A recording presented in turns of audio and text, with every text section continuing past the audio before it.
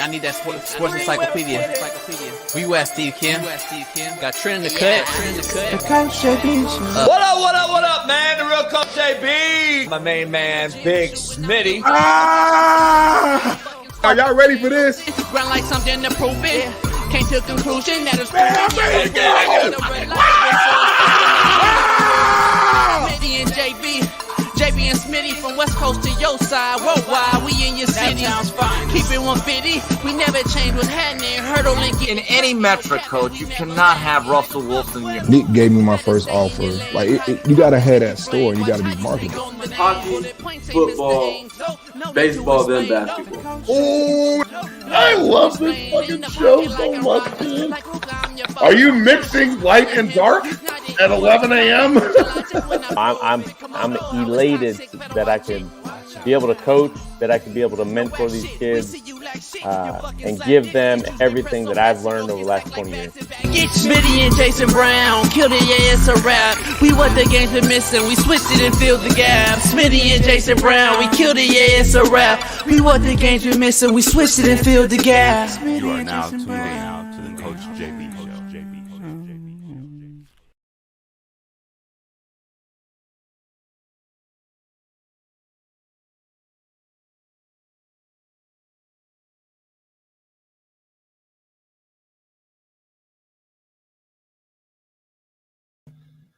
What up? The real Coach JB here, man, for the Coach JB Show with Big Smitty. We are proud to announce we have a new ad sponsor, and that is Prize Picks. Prize Picks is the largest independently owned daily fantasy sports DFS platform in North America. We are one of the easiest and most exciting ways to play DFS. It's just you against the numbers. Instead of battling thousands of other players, including pros and sharks, you pick more than or less than on 2 to 6 player stat projections and watch the winnings roll in. Prize Picks is a skill-based, real money daily fantasy sports game. How does it work, you ask? You pick 2 to 6 players, and if they will go more or less than their Prize Picks projection, you will win. Players can choose from a vast selection of sports and stat types not offered anywhere else. Prize Picks offers projections on any sport that you watch. This includes college football. We're about to start up. Pro hockey, pro basketball, pro football. NFL season is here. Plus pro baseball, pro golf, men's college basketball, NCAA tournament, plus women's college basketball, soccer, women's pro basketball, esports, pro car racing, tennis, MMA, boxing, disc golf, you name it, we got it. Short, fat, skinny, and tall. Prize Picks does it all. And I just got to be honest, dog. I started doing Prize Picks, and I won instantly, and that's why I am endorsing Prize Picks to the fullest right here on the Coach JB Show with Big Smitty. Go to prizepicks.com/CoachJB and use Coach JB as the promo code for a first deposit match up to $100. So go to prizepicks.com/CoachJB and use code CoachJB for a first deposit match up to $100. Prize Picks is the best betting app online in North America. Go get it and do what Coach JB and Big Smitty does every day. We bet Prize Picks. Head on over there, prizepicks.com/CoachJB and get you $100 match right now. Appreciate you. Peace. What up? Let me bring my main man right out the gate in here. Yeah, it's Monday, baby. It's Monday. What's going on, JB? You hear me? Can you hear me? Yeah. We good. All right, I'm trying the wireless mic. It didn't work. Now we're fucked up. It started off slow, but we're here to go. We're going to try something new today with the show. It is It is E-Dub Monday, Eric Weddle Monday, and we got a loaded lineup. Big Matt will join us. E-Dub, of course. Eric Weddle will join us. We got a lot to discuss. Man, we don't even want to get to it. Make sure you understand AQMS is a proud new sponsor of the Coach JB Show with Big Smitty. Head on over there, 1-888-233-3110, and get all your moving needs handled. AQMS, affordable quality moving and storage. Move your furniture, your car, your house. It don't matter. Tell them JB sent you by using that number, 1-888-233-3110. We got a lot going on, Big Smitty. We on TikTok. We on Twitter. We everywhere. It's Monday. MySpace, YouTube. Keep going. We everywhere. We are everywhere. We'll get to the quote of the day later, but we're going to start the show off with a banger, man. And we're going to go right through this thing. Me and Smitty going to alternate this thing, and we're going to start right out the gate with the thumbnail. College football playoff is set, and the committee got it right by leaving Florida State off. Michigan and Florida State basically responded as complete same, but yet so different. We're going to dive into that later on, but Florida State got left off, Big Smitty. It is what it is, but we'll talk about it.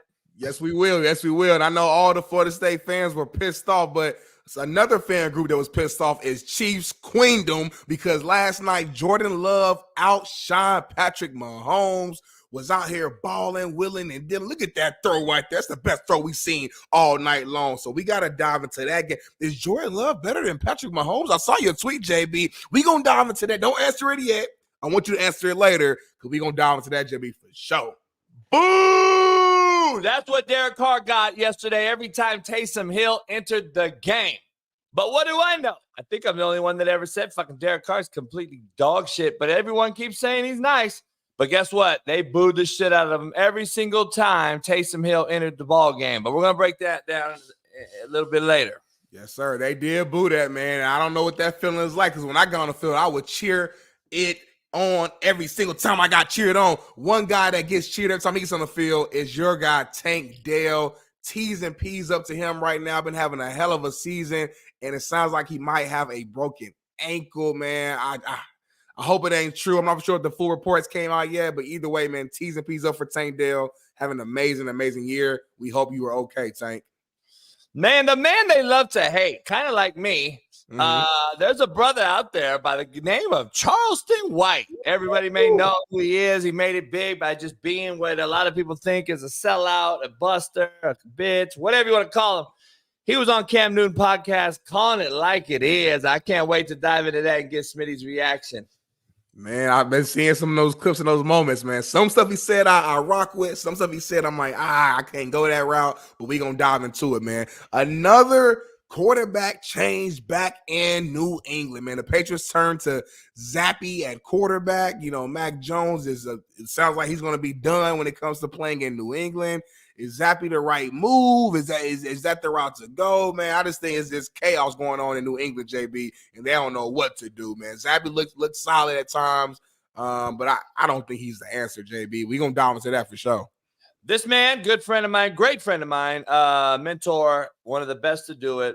Talked to him yesterday and congratulated him. My boy Willie Fritz leaving Tulane. He's done an unbelievable job at Tulane and now took the Houston job.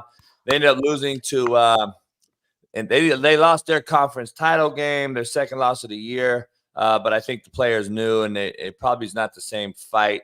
But Willie's a stand-up dude, and the way he addressed his team, he let his team know earlier this week, and they still played pretty damn good. I think just SMU's on a hot streak. They're rolling right now. And Willie Fritz will be the head coach of the University of Houston now in the Big 12. I think he deserves it. I'm happy as hell for him.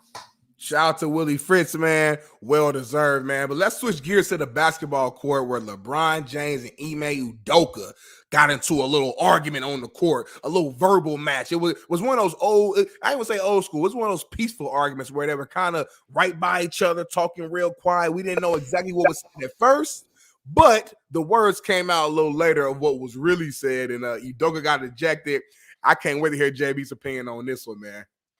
Mike Norvell's message to the committee, and this committee is something that we're going to dive into, but he's pretty disgusted, of course. He has to defend his players, of course.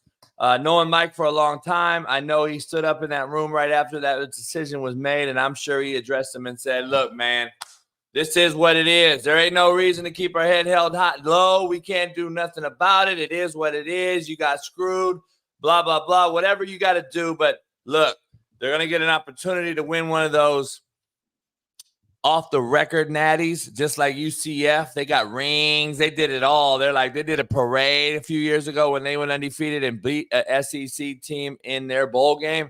Florida State, you got the opportunity to show what you are by playing Georgia, and it is what it is. Hey, man, sometimes you got to shut the naysayers up by doing what they say you could not do, and that would be beating Georgia. So go beat Georgia, and let's see those guys do that. Yes, sir, man. Go shock the world, man. Go shock the world. But more Colorado news, man. Their D-line coach, Nick Williams, has left after Coach Sanders, Coach Prime, whatever you want to call him, says that Warren Sapp is coming to coach the D-line. We've been hearing those rumors pretty much all year long that Warren Sapp was coming. I thought he was going to be more of like an assistant type role, but I guess it's official. He's going to be there. It's looking bad right now. I ain't going to lie. As a Deion fan, it's looking bad right now. Coaches is leaving left and right. Players is decommitting. All negative news going around Coach Prime. I think his girl might have left. It's all types of stuff going on right now in Colorado. It's looking bad, JB. It's looking bad. His girl didn't leave him. Shit. He got all kinds of shit going on, dog. They all leaving him. I don't know what's going on, but we're going to find out. Kyle McCord, the latest to transfer from Ohio State. Ooh. I mean, you go 12-1 and you transfer? This is the world we live in, man. That's the third big QB to leave. UCLA, DJ left Oregon State. We got Kyle McCord now. There's just, we got a lot more coming down the pipe. I know Duke's quarterback left. We got a lot of quarterbacks leaving. It's crazy. They all think they're worth a lot of money. I'm sorry, but Kyle McCord, I wouldn't give you a squirt of piss. So I don't know what you're going to get out of the transfer portal, but you wouldn't get a dime from me. And I can't wait to dive into this one. Ooh, man, money talks, bullshit walks. I will say that there, man. But, hey, back to the NFL. Mike Tomlin, in the Steelers, they took a bad L yesterday, JB, like a bad one. I mean, we thought they were rolling and they were moving on the right direction. I think they were 7-4 going into yesterday's game, and they played against the Arizona Cardinals. And you let Kyler Murray and them do that to you? You got out physicaled by the Cardinals? Come on now. I know it was a rain delay and all that was going on, but I don't know, man. Is Mike Tomlin on the hot seat? I know that sounds a little crazy. I don't think he is, but JB might think he is. We're going to dive into that and we're going to find out. Well, Arch Manning transfer. That is another one because Dylan Gabriel at Oklahoma just hit the portal a few hours ago, early this morning. And the latest quarterback we just discussed to break news, that just happened at Oklahoma. Why? I have no idea. I mean, that just tells me this is becoming a mockery. Anyway, will Arch Manning be the next one? I think one of those Texas quarterbacks, he's got three really good ones. There's no way that he can keep all three in this landscape. Well, hopefully he does. I would. But yeah, I mean, you never really know. Like, why not keep him just in case? But I know this topic right here is going to piss off JB, man. You got players celebrating while losing, man. This guy Johnson's on the field doing this dance. I saw this live, man. And it was a long celebration, too. He did a full dance, threw the ball up, shot it with the AK, put it back down, reloaded, shot it again. I'm like, bro, you're getting your ass whooped right now and you're celebrating. Bad look, man. It's looking bad right now. And this is the second week in a row, JB, that some type of negative attention has been around this cat. Remember last week, he showed no effort on the play. He just literally walked off the line. Now he's celebrating. I don't know. Is he selfish, JB? It looked like he is. Yeah, well, that's unfortunately not. I'm not going to tell Coach Tomlin how to do his job. He's done it for a long time, and he's done it great. I just don't know how he played the dude. Man, Robert Saleh. Is he starting a fourth quarterback? He's under distress. I know he's maybe on the hot seat as well. Robert Saleh, I know he's missing Aaron Rodgers, but Aaron Rodgers at least 21 days away. And then do you really want to play Aaron Rodgers if you're not even in the mix of the playoffs, which right now I don't think they are. So we're going to break that down, Smitty. We got a lot going on. We got a hell yeah, hell no segment. We got a little white people shit, a little black people shit. We're going to break all that down. But first, I got to get into this morning rant, and I got to dive into this one. Please, everybody out there, pump your brakes on this fucking Brock Purdy deal. Please. You are anointing him once again, Big Smitty, like y'all did Patrick Mahomes, Carson Wentz, Baker Mayfield, Kyler Murray. The list goes on and on. Stop it. Please stop it. Quit making your fantasy football having asses the authority on quarterback play. You aren't. You know absolutely nothing. And once this kid fails, you will bash him and move on in life. See, that's the difference between me, that you all love to hate and say I'm a hater, and you fantasy fucks. I got real hands-on experience-based thoughts, opinions. I have lived this life. You have not. You work at Walmart. Shut up, move to the side, keep bagging my groceries, and leave this to the people who know this shit. You put these people on these pedestals only to set them up for massive failure, like Deion Sanders. And then you drop them like a bad habit when they don't get your fantasy points or win you a Super Bowl. Stop it. I've seen so many Chiefs Queendom fans last night already talking shit about Mahomes, but y'all have the best fan base, I thought. Y'all throwing him under the bus like a motherfucker. I've seen it everywhere, Big Smitty. He got me 14 fantasy points. And these motherfuckers judge these cats, these human beings, these real humans, off of fantasy fucking points, homie. They give these cats death threats on DMs because they didn't get their fantasy point quota. These are fucking bottom feeders. You've set these dudes up for failure. Deion, Patrick Mahomes, fucking Purdy. Purdy, if you watched the football game last night, he looked a lot like Patrick Mahomes in his offense, didn't he? Show me a ball that he threw over 30 yards last night on time. I'll wait. I watched him. Deebo Samuel, by the way, got him how many yards? On what? How many balls? How many balls were caught behind the line of scrimmage from Deebo Samuel that he went 60 on? 2. Then he caught a 5-yard hitch ball, a spot route over the middle, broke a tackle, and went 60 again. Stop it with the Brock Purdy. Here's what I'll give you about Brock Purdy. He's efficient. He's handling his business. He's doing what's expected of him within the system, and he's doing it to perfection. No knock. All right. My point is, when it don't go well, you've set him up to be the next Patrick Mahomes. He's not. He's not that guy. We've seen it without McCaffrey. We've seen him without Debo. We've seen him without Ayuk. He's as average as white bread. So stop playing. Don't set him up, people. You don't know what you're doing. So when Kyle Shanahan screws it up another Super Bowl, and Brock Purdy throws 3 picks, and everybody's going to say, man, this guy ain't shit. No, he is what he is. You guys in the fantasy world have set him up to be the next Patrick Mahomes, even though you set Patrick Mahomes up to be the next John Elway. He's not either. But see what I'm saying? You guys keep going up this ladder because you're fantasy drafters. You know nothing. You know nothing. It ain't hate. It's true. Sorry that you think it's hate, but it's true. And the truth is real. And it's coming up right now. And everybody thinks he's great right now because they're winning. Stop. You know, goddamn well. I want to see the Purdy fans, Smitty, when they lost 3 in a row. Do you remember the fucking heat he was taking? A lot. Oh, my God. It's so goddamn funny how relevant it is when you guys are all talking how shitty he was 3 weeks ago. And now he's back on top. Flip-floppy fans. Flip-floppy fan. I can't even say it, JB. That's what it is, man. Flip-floppy fans. And guess what, Big Smitty?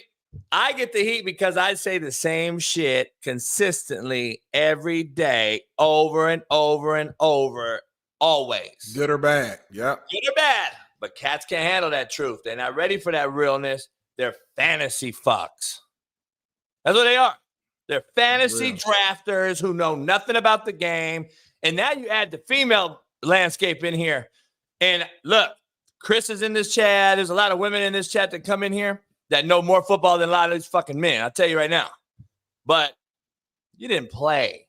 I'm sorry. You didn't play. Please don't DM me about Brock Purdy's fucking 3-step drop. Please stop. All right, Big Smitty. I don't know. We diving in, man. Brock Purdy looks great. Brock Purdy looks great. But let's pump our brakes. I hear you. I mean, real quick, just to dive on that. From a talent standpoint, it's the reason why this guy was the last pick of the NFL draft. That wasn't by accident, y'all. So there is a reason behind that. But to his credit, I think Brock Purdy has worked extremely hard, and he has maximized who he is. And a lot of people don't maximize who they are. Even a lot of greats don't maximize who they are. They're not able to tap into that space or tap into that effort that it takes to be the best versions of themselves. I think Brock Purdy, because of his work, his attention to detail, Kyle Shanahan's system, the web is around him, all things above, I think he has found a way to tap into his full potential. And his full potential is a guy that's very disciplined, like you said. He's efficient. He can make the easy throws. He knows how to read. And when that happens, last night happens. And yeah, the Debo give him like a half of his yards off of yak yards? Hell yeah, he did. But at the end of the day, Brock Purdy made the read, made the decision, threw the ball on time, whether it was a 5-yard hitch, whether it was a screen, regardless of what it was, he did what he was supposed to do within that system. And hey, Big Smitty, real quick, says not cut you off. This is what you're talking about.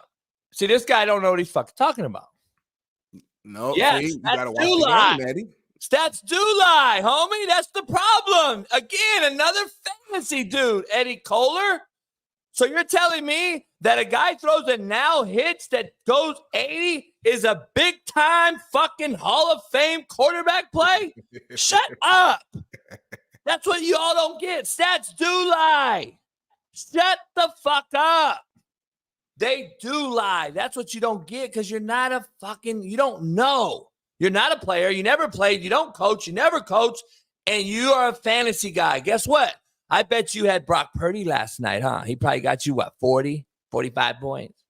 Probably did. Yeah, about 45 fantasy points. So you think he's the best quarterback ever today. You won $20. Shout out to you, man, for $20. Like I said, $15, and he won $20 on DraftKings, and he now is the greatest fucking quarterback ever. Nah, man. Nah, listen, we're all, as a society, we're quick to annoy people, and we're quick to slam people down when they're bad. Like, it's nothing in between, man. It's like, what have you done for me lately? Now, I like Purdy. I broke him down a few different times. I love when he throws the ball on time, anticipatory windows. He throws it better than Mahomes. I'm going to be honest with you. He makes more anticipatory throws than half the NFL. When he throws it on time, when he's on time, he makes it look nice. I like him. He looks like a little bit of a mixture between Alex Smith in his prime and Drew Brees, like a super watered down Drew Brees. Yeah, I was going to say a little bit of a Drew Brees or actually like a Phillip Rivers. So he's got like got a 3-quarter release. He throws a tight spiral. He throws a good ball. And so when his pocket is clean and he's in the pocket and he's got clean pocket, he throws it on time and he looks good. Like he looks good. But when all things aren't good, he is a guy that I don't think Purdy's a stretch the ball thrower, by the way. All you guys talking about, he don't stretch the field. He don't stretch the field. He throws the ball intermediate. If you haven't noticed, all the anticipatory throws that he makes that when he does look good on the in-cutting routes that he throws to Ayuk and Debo and Kittles, those are all 12 to 15-yard balls. They're not – he ain't throwing fucking 16, 18-yard comebacks on the outside from the opposite hash. He's not throwing bang 8 post dig routes on time. So – stop. But that's fine, JB. That's fine, though. See, Smitty. Here we go, Smitty. Purdy might be better than Brady. They're trying to troll with you right now, JB. No, they're not, Smitty. I don't believe they are. This is what I'm saying. This is the truth, homie. This is why this is the start of the rant. But JB, the reason why I don't like this, JB, though, is we're letting the idiots like that, and I'm sorry, Steve, I don't know you personally. You might be a very intelligent man. You might have a great job, but comments like that, I gotta call you an idiot right now. When idiots make comments like that, JB, we take that, we highlight that. So one, that leads to more ignorant comments, number one. Number two, it takes away from the great play that these players are putting out on any given Sunday. And Brock Purdy, although a lot of those yards were yak yards, he did exactly what he's supposed to do within that system. He did exactly what Kyle Shanahan asked him and wanted him to do. We should be praising Brock Purdy about making every throw he's supposed to make on time, whether it was a hitch, whether it was behind line of scrimmage, whether it was a deep ball, regardless of what he needed to do. He had a damn near perfect game to what that system asked and required him to do. Let's not let the Steves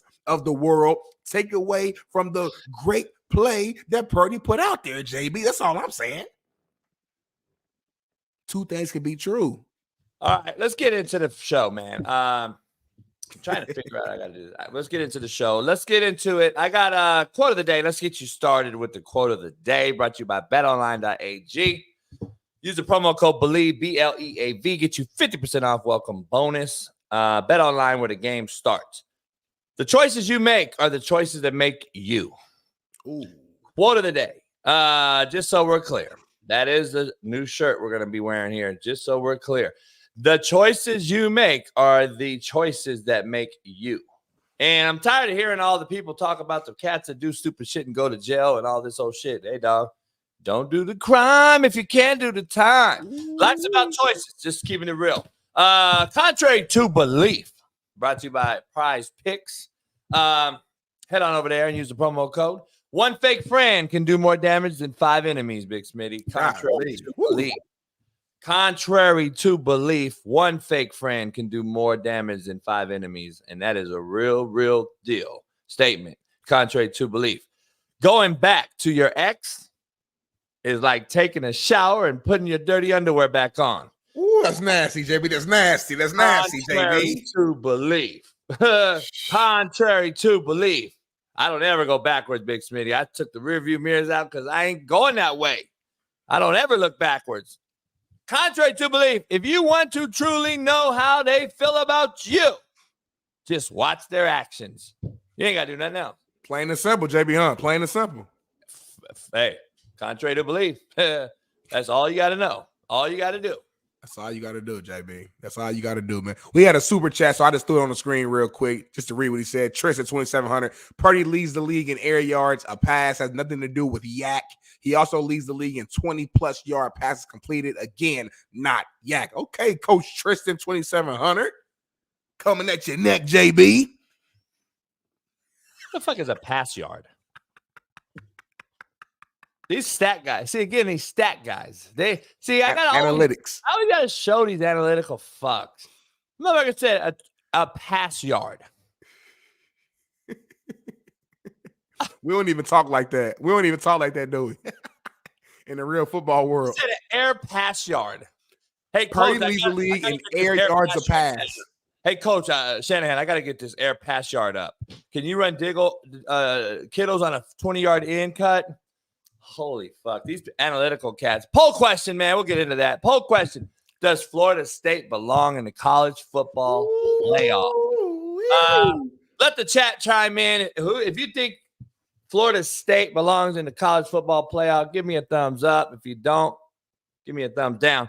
We're going to dive into that in a minute, but Big Smitty, the college football playoff is set. Michigan, Florida State responses are kind of the same, yet very different.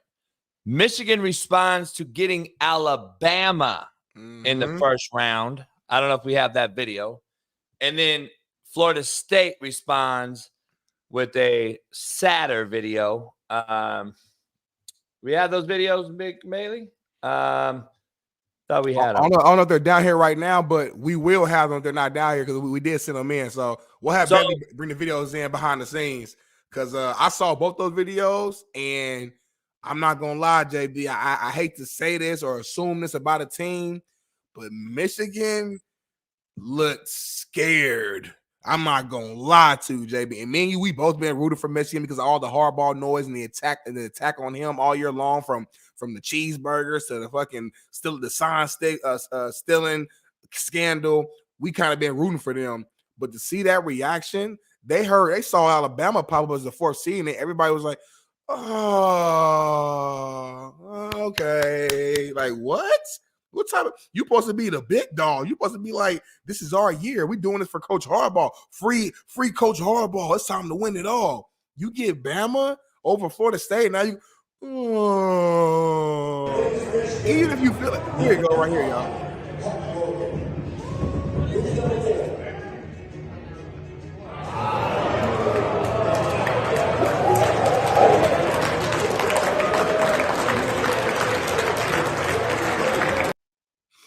Bro, come on, JB. Keep it real. I know you like Michigan right now, but you got to keep it 1,000. I ain't never seen no shit like that. You might feel like that internally. You don't put that out publicly. I saw coaches stand. I saw GA standing up doing this. Like, ain't someone up with a head do this, JB? I don't know if I think that. I don't know if they're scared. I don't think Harbaugh's scared of that. Let me tell you this. I don't think they won't be scared when Harbaugh breaks it down and says, if you let this non-passing Milroe beat you, then you suck. But I got a little bit of a different controversy. I was talking to Weddle, talking to a few people. Was this committee setting up Harbaugh again by putting them? Oh, look at it. Jerry Ports. Jerry Ports just put it in the chat. We were talking about the other day. Did they make this matchup to get rid of Harbaugh quicker? Ooh, that's a hell of a point. That's a hell of a point, y'all. I didn't even think about that. I wouldn't be surprised because you know they hate him right now. They want him out. They don't even want Michigan in the playoffs right now. They're going to give him the hardest opponent they possibly could give him. And I wouldn't be surprised. I'm actually shocked because I thought I picked the 4. Steve Kim was here. Everybody was at the house. I picked the 4. We were going to do a video, and Steve Kim has WhatsApp and some shit. He couldn't fit it to me. I don't know what Steve Kim's still on WhatsApp for. We'll ask him tomorrow. He's Asian, doesn't understand how to send a video. I don't get it. But we're going to break that down. I picked the 4, and everybody at my house, we had about 10 people over playing poker. They're like, nah, hell no, Florida State's in. I'm like, no, they're not. There's no way in the world. I was actually surprised that Georgia didn't go from 1 to 4. They bumped Washington to 1 because I thought Washington beating Oregon twice deserved them to move up because Michigan the last 2 weeks, to be honest, I don't believe looked very good, and especially on offense. But I'm about to say defense. They gave him a goose egg. It's hard to do, and I play defense. That shit is hard to do. Who you playing against? Iowa though. Iowa doesn't. I mean, they're 10-2. Like, don't act like Iowa just some. They average 9 points a game, bro. I hear you. Goose egg still a goose egg, but continue. Well, I'm just saying, it is what it is. But Washington, to me, I thought they would bump them up, get Alabama, Michigan 2, play Texas, and then. But anyway, it didn't happen that way. I'm shocked they kept Georgia out, though. But I think the committee did about as good as you could do with this situation because it is what it is. Like that, it is what it is. I don't know what you really do. Now, here's the thing about it. Weddle is going to come on. He thinks he's very very kind of upset because Florida State's kids got screwed. Right.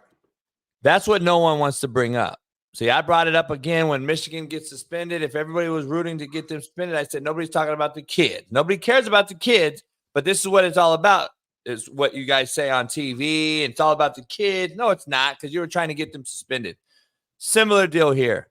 The NCAA don't care about the kids. And when Brian Bosworth rocked this shirt many years ago, this was ahead of the game. National communists against athletes. I know he put "Welcome to Russia" on the bottom of that. Brian Bosworth stood on business. He that was real. And I say the non-caring assholes of America. He said the national communists against athletes. Whatever acronym you want to use. The bottom line is they don't care about these kids. And to Weddle's point, which he has a good one, during COVID, just 2 years ago, what did we do? We made a playoff 6 teams. Why we didn't make an exception? It's the last year of it. You've done it during COVID. You could have made an exception. Throw Georgia and Florida State in there. You give Michigan and Washington a bye. And you play those 4 teams, and those 2 bye teams play the winners. And it is what it is. And you would have made everybody happy. And I don't really care about appeasing anybody. I don't care about making everybody happy.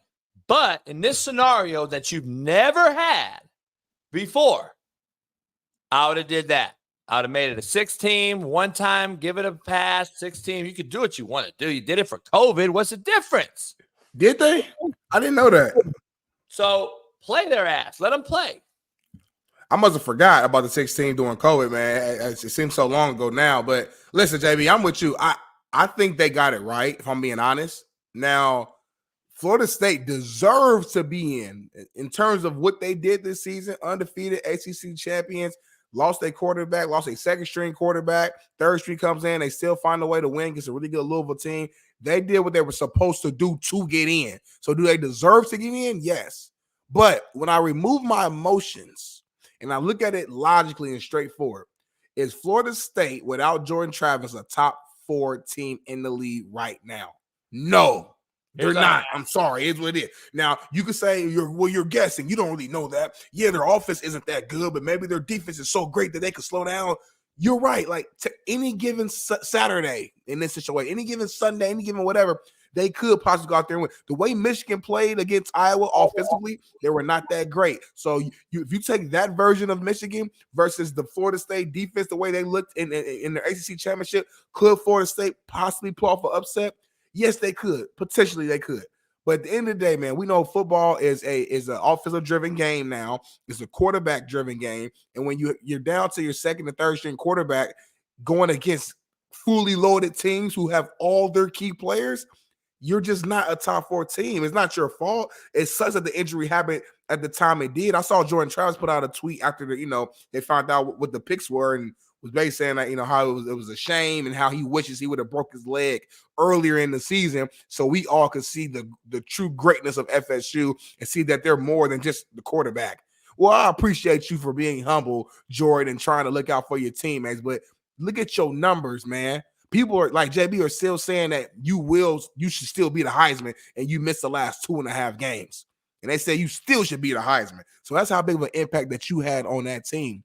So, bro, man, listen, it sucks if I'm FSU. If I'm a player, I'm pissed. I'm hurt. I don't understand it. But at the end of the day, man, the committee got it right, y'all. These are the 4 best teams in the nation right now. And as fans and as analysts, don't we want to see the best play the best? I'm tired of the TCUs making the playoff, JB, and getting blown the fuck out in the national championship game. Nobody want to see that. I don't want to see no bad natty. I want to see good, great football. The problem we have is I don't know if Georgia's not one of the best 4 teams. Like, they've proven it year in, year out. They've been undefeated. They haven't lost in 3 years almost. And they lost a close game. I thought Alabama literally dominated them like I said they would. Hey, you called that shit. I'm not going to lie. Hold on. I told my wife, I was like, man, I said, JB called this shit. I did not see this happening. He called it. I called it, man. The way. I called Washington too. You and Jeff said Oregon. I said Washington. No, you called everything. I think. The heart of a champion. When you're undefeated, it's hard to beat you. So I gotta ask you. Georgia's a top 4 team in my opinion too. And here's the deal. Somebody in the chat said Alabama should have been out. You ain't leaving the SEC champ out, bro. Sorry. You're not leaving the SEC champion out of the playoff. And I told you this last week. There's just no way. I told you I'd bet my house on it. You're not leaving the SEC champ out of the playoff. Are you kidding me? And you can't, but the problem with that is, JB, you can't leave Texas out there. It's like automatic. It's like if Bama gets in, Texas has to get in. And then Washington, Michigan. Like there's no other solution, honestly. Like they got it right. You don't have to get in. I mean, Florida State went undefeated and didn't get in. Yes, but we saw each other, JB. That shit is crazy to me. I get it, man. But you got in a fight, JB. I beat the fuck out of you, JB. Here's what I'm saying. I'm totally in agreement with Nick Saban by saying that this thing changes because if no one ever see, that's the problem with the committee. To Mike Leach's point, a video I posted yesterday, this committee knows nothing about nothing. This committee has not a fucking clue about how college football works, how to play the game, how to coach the game, how to cry together, how to bleed together, how to fight and be back as brothers again. They don't know the ebb and flow that goes on in that locker room. They have not a clue. So for us to go out here and say that what you just said, like, let's put them out here and no, the committee don't know. So you put a team in there, Texas, because they beat a team week 1. But Nick Saban's point, Smitty, Saban's point that the committee don't get, that I've always said, that Mike Leach always said, how can you put it in the hands of a committee that don't know football changes from 1 week to 11? Like, yeah, hold on, JB. Now we're contradicting ourselves. I get what we're saying. The committee don't know, but Alabama's the same team they were when they lost to Texas. No. Nobody's the same. Nobody's the same. But That's you and what I, I'm saying, dog. They just won 11 in a row in the SEC. You and I agreed that the committee got it right. Then we just agreed. Hold on, time out. Then we agree that the committee got it right, though. So why are we going against them? They got it right. I don't know if they got it right. I think Georgia's a top 4 team. So so you're saying they got it wrong. Okay. I'm making sure I'm saying Georgia's a top 4 team. I think. See, this is where the committee is so full of shit. Last year, everyone seems to forget because we live in recency bias. Fucking, what have you done lately? We live in that world because of social media, because of all this shit. So let's make sure we're clear. You guys allowed a TCU team to get beat by Kansas State last year in their conference title game and go to the playoff. Yeah. And that Alabama team that you left out shellacked that Kansas State team that beat TCU in a bowl game. But didn't Bama lose 2 games last year? Yeah, but they were still better than that fucking. They lost to whoever they lost to Tennessee and they lost to. I can't remember. It was 2 though. Yeah, it was 2. LSU maybe. I don't know. Yeah, I can't remember. No, listen, I feel it's hard to compare years because each year is its own thing, its own entity. It's like, okay, yeah, we lost in the conference championship, but Bama wasn't even in the conference championship, and they lost 2 games. So it's kind of hard to decide, like, okay. But you were telling me though, a team that's proven itself, who's won the last 2 natties, loses a close game to a team that's won 11 in a row in Alabama, right. Nick Saban, no less. They don't deserve the same play or respect that a fucking TCU for the first time ever got into the tournament. That was their first time. That's not like TCU been winning natties and shit. Like, this team's 2-time champ, hasn't lost in 2 years, and you put them right out. But the difference is, JB, so like, let's use TCU as an example. Let's say just for argument purposes, let's say TCU and Bama were both in the SEC. So let's say last year, same thing happened. TCU loses in the championship game, but they actually lost against Bama. Well, I would say fucking Bama should get in that situation. Last year is hard to compare because, yeah, TCU lost their conference championship game, but it wasn't against Bama, number 1. Number 2, Bama had lost 2 games already, and they didn't even make it to the conference championship game. So it's like at the end of the regular season, we had a better regular season than you have. Don't let my conference championship loss put you above me when you didn't even play that weekend. So that was it would almost be like putting Ohio State in right now. It's like, what the fuck? Ohio State didn't even play. How you gonna put Ohio State in and they sitting around? That's why I can't compare last year to this year. This year was different. I don't care if it was week 1, 2, 3, 4, 5, 6, or 7. If we saw each other for real, Jay, come on, JB. If we saw each other, yeah, things do change. But how in the fuck? How can we see each other? We fought. We got into it. We tussled. I beat your ass. Hold on. I almost beat your ass last year with my backup quarterback. We lost by 1 point. People forget that too, JB. We saw each other. I gave you the hands. You got a little better. You can say I got better. How you feel about Texas is how you feel about Texas. We both got the same exact fucking record at the end of the day. We both won our conference championship. Me, Texas, we beat the fuck out of our opponent in the conference championship game, and we already beat you. So if Bama gets in, Texas gets in. Now, JB, if your argument is this, I'm not saying Texas don't deserve to be in. What I'm saying is this committee has set this up to have 3 different controversies. Yeah. Because, and I'm tired of hearing the Bama barely beat Auburn fucking take in the chat. So Washington barely beat Washington State. Colorado barely beat Colorado State. Fucking, we have rivals for a reason. There are rivalry games that none of you in the chat will ever understand because you fucking never played. So stop talking like you think you know everything. I don't care if New Mexico State beat Auburn. Rivalry games are different. and I don't want to hear anything. Why did Georgia struggle with Georgia Tech then, homie? Why did Georgia struggle with Georgia Tech? Why did Wazoo why did Oregon usually struggle with Oregon State every year? Why is rivalry games so important? Because that's what they are, and now we're going to lose them. We're going to lose them because we've blown up college football, and now you're going to lose the rivalries that matter.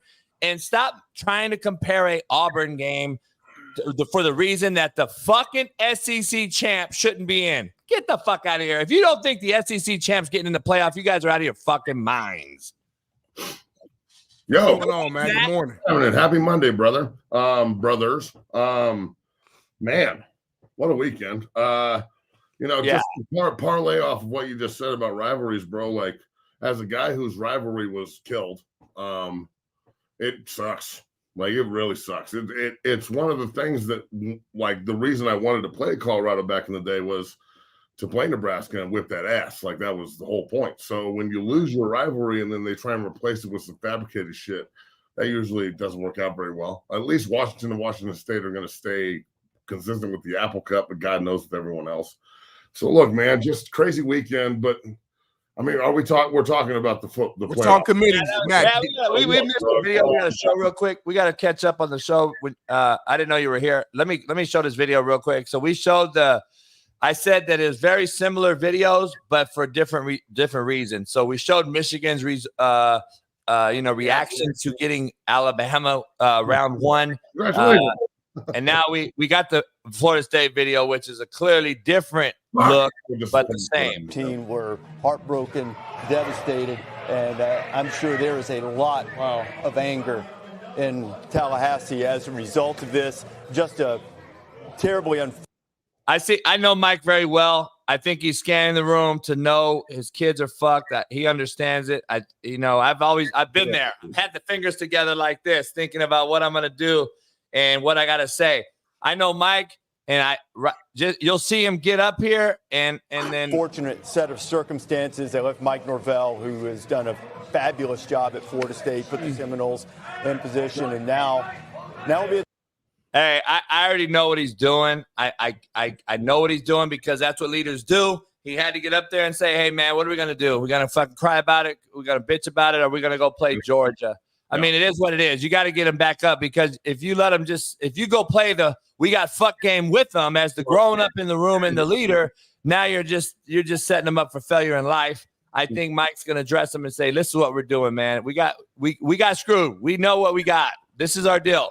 I feel horrible for the kids. It's just like I defended the Michigan kids. Screw the coaches, Matt. Screw the committee. Screw the admin. Screw everybody. The kids were going to get screwed at Michigan if they kept them out. The kids are here at Florida State are getting screwed. And Brian Bosworth said it right years ago when he wore this shirt, National Communists Against Athletes. He was correct when he wore that shirt. I call him now non-carrying assholes of America. B. Bosworth called them National Communists Against Athletes. Either way, they don't care about these kids. And like Weddle said, he's going to come on here later, just like COVID. Make it a 6-game playoff one last time before the 12-game committee starts. You have the right. Go make a 6-game. Give Washington and Michigan a bye and put Georgia and fucking Florida State in and do what you did in COVID. You did it in COVID. Do it again. It's a 12-game playoff next year. So who was going to care? Who's going to bitch about that? I think everybody would have been pleased and would have moved on. So I don't know. It's fucked up. Well, it is as fucked up as it's ever going to get. And I agree. Like, the inability to change a plan means your plan sucks. And obviously this plan sucks. It's not the first time it sucked, but this is definitely the highest level of sucking that has happened in the playoff committee existence. This is the height of suckiness. So, like, Superhead level. I think it's fucking ridiculous. Like, the fact that they can't get in the room and say, we're just going to put Georgia and motherfucking Florida State in, and we're going to give 1 and 2 a bye, and we're going to go, the Peach Bowl is now a motherfucking playoff game. What are we talking about? Why can't they do this? And then you make everyone happy. You're already going to 12 teams next year, like Coach said. So it's just another thing in college football that's not being sorted out on the field when it should be. The kids are getting jobbed. and it's taken away from a great game too. Because God damn it, I don't care what anyone fucking says to me. Florida State is undefeated in the ACC. I mean, that is some bullshit. They got fucking robbed, bro. But it's a setup, Matt. I think I'm not saying it's not, Coach, but I am saying that they're no. defense What I'm saying is fucking run. This was a sham. This was a sham when they began this thing. I understand what the fuck is happening. I'm saying who's to say Florida State can't get in and go on a fucking run defensively and win a title? That don't tell me a third string quarterback can't do that. I watched Cardell Jones' fat ass do it. So, like, I think that this entire fucking situation is just another, pull your pants down and tickle your balls by the NCAA. It's another fucking con job. I'm so tired of this shit, dog.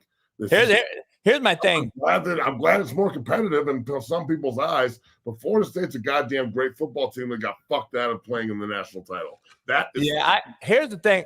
Here's the issue I have, though. Like, we set this up. They would beat them. How the fuck do you know? When it was BCS, though, everybody bitched and wanted something else. Even though BCS, for the most part, they really didn't miss on the 4. If you really look at it, maybe one year we had the controversy, but we wanted to go. We always want more. Now we want 12 teams, and then the 13th is going to be pissed. But we've set this up from the jump. It should have been 6, Matt, from the gate, because how do you have 5 Power 5 conferences and only 4 spots? That is a setup for failure from the direction and instruction. And when they devised this, they knew somebody was going to get fucked. And this is what they want because it draws more money to those meaningless bowl games. Because now Georgia playing Florida State is an eye grab for a game that really means nothing. It means nothing. So I agree that these bowl games don't mean dick. Although if Florida State wins and they do it convincingly against Georgia, because Georgia's really good, but say just hypothetically, Florida State wins by 20 and they're undefeated. Maybe an AP voter votes them 1, and that's like UCF that year. Yeah, but Florida State is undefeated in the ACC. UCF was not. So I know, but remember they beat the SEC team in that bowl game. Remember, I'm just so disgusted about this entire thing. And I'm pissed off for my guys at Florida State. I'm fucking like Coach Atkins and Coach Norvell. Like, my heart goes out to them because so much of college football is not determined on the field. And that's shitty. That's terrible. And it needs to stop. And look, I think 12 teams is perfect. I don't give a fuck about the 13th team fucking complaining or, oh, God forbid the 13th. Who gives a fuck about the 13th team? 12 teams is perfect. I hope they don't do bye weeks. I hope they play 1 and 12. It's more games. And look, to think that a 12 seed can't beat a 1 seed is also ridiculous. Football's a grunt game where anything can literally happen, especially in college. So, Matt, let me go back to this college football. Teams, actually, this shit is ridiculous. Okay, so we know for this year we would like to go 6 games. Okay, and by the way, I didn't say they played 6 games in COVID. I said they passed the rule to have a 6-game playoff. I said they just didn't do it. That was what they did. They ended up choosing the fucking 5th year or whatever, which Jermaine Johnson got. You fucks act like I don't fucking know what's going on here. Holy shit. They can amend anything they want to coach. That's what I said. They passed the rule to play 6 during COVID. They could have did it today. The only problem with that, though, is now last year would have been like, well, you should have passed six games last year. Everybody was going to be pissed that you should have did that. Simply saying that they could do it. No, I just said they could do it because they got a 12-game playoff next year. Nobody's going to care what happened the last year of this Final Four thing. So here's my take, though, Matt. I just got to ask you a question before we move on. What does Matt do then? What do? You're the commissioner. Like, what team gets in then? I know you just want to go 6 and get Florida State in Georgia, but what would you have done? Who gets kept out then in Matt McChesney's world? Am I just taking a 4 or do I have 6? Yeah, it's just I know we won 6, but right now if you're on that committee, you're on that committee. I mean, who gets left out? I'm sorry to say this, and I know the SEC is going to go crazy, but I'm an earn it type, and I would take Michigan, Washington, fucking Florida State. Who? Florida State? Florida State, they would be the 4, and then Texas. And I'm sorry Alabama doesn't get in, but I know that that's crazy, and it sounds crazy coming out of my mouth. I can't believe it. But I understand that the hypothetical world of they would shit stomp Florida State, they probably would. But I don't live in that world. I live in the did you earn the right to go world. And that sucks that they don't live there, because obviously it's the opinion world where college football lives. And that's cool. That's cool. Alabama's probably a better team than Florida State. Not probably, they are.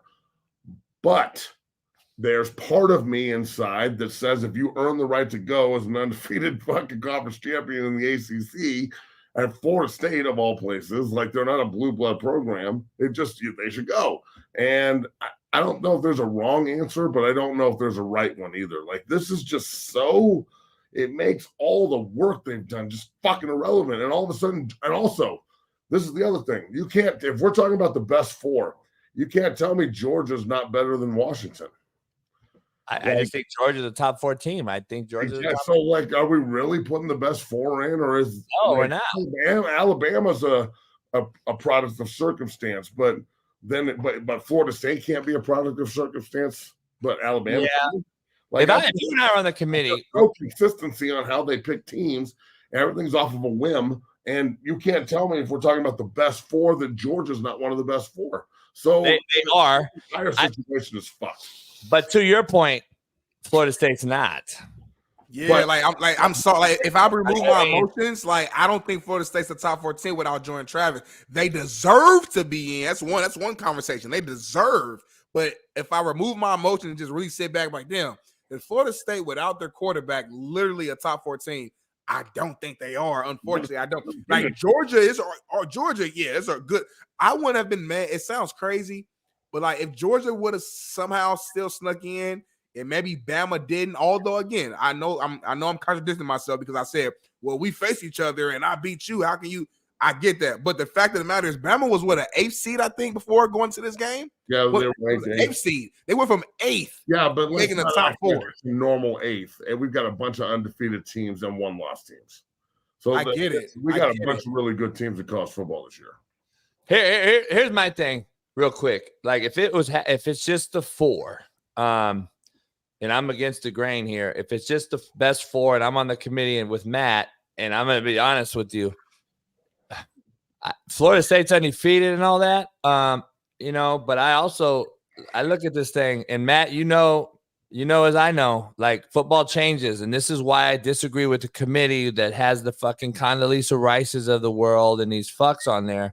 They don't understand that Alabama week 1 losing to Texas got fucking better 11 weeks into the season. Yeah. They don't understand that Alabama team is not week 1's Alabama team. And if we really want to talk about recency bias, Texas lost to an Oklahoma team who lost to KU, who lost to Texas Tech. And we want to play this Auburn giving Alabama a close game, then let's play the Texas game. They lost to fucking Oklahoma week 8. Much more recent than they beat Alabama. I think Texas might be the best team in the country right now, bro. They are balling the fuck out. So, like, they're balling out. Look, the best win of the year is Texas beating Alabama and Tuscaloosa, hands down. Alabama has gotten so much better since that point. To your point, I think all 4 of the teams in the playoffs they have one consistent trait, and that consistent trait is their offensive line has got some motherfucking dogs on it. And I'm also getting ready for the SEC, and he's doing it right. Well, yeah, and look, I'm also biased here a little bit because, one of my guys from Florida State's Casey Roddick, and I obviously wanted to see him in the playoffs because then we would have, Drake Nugent, who, did you see the stat for Drake? 302 pass block snaps, 1 pressure, no sacks. Highest grade center in college football for the Michigan Wolverines.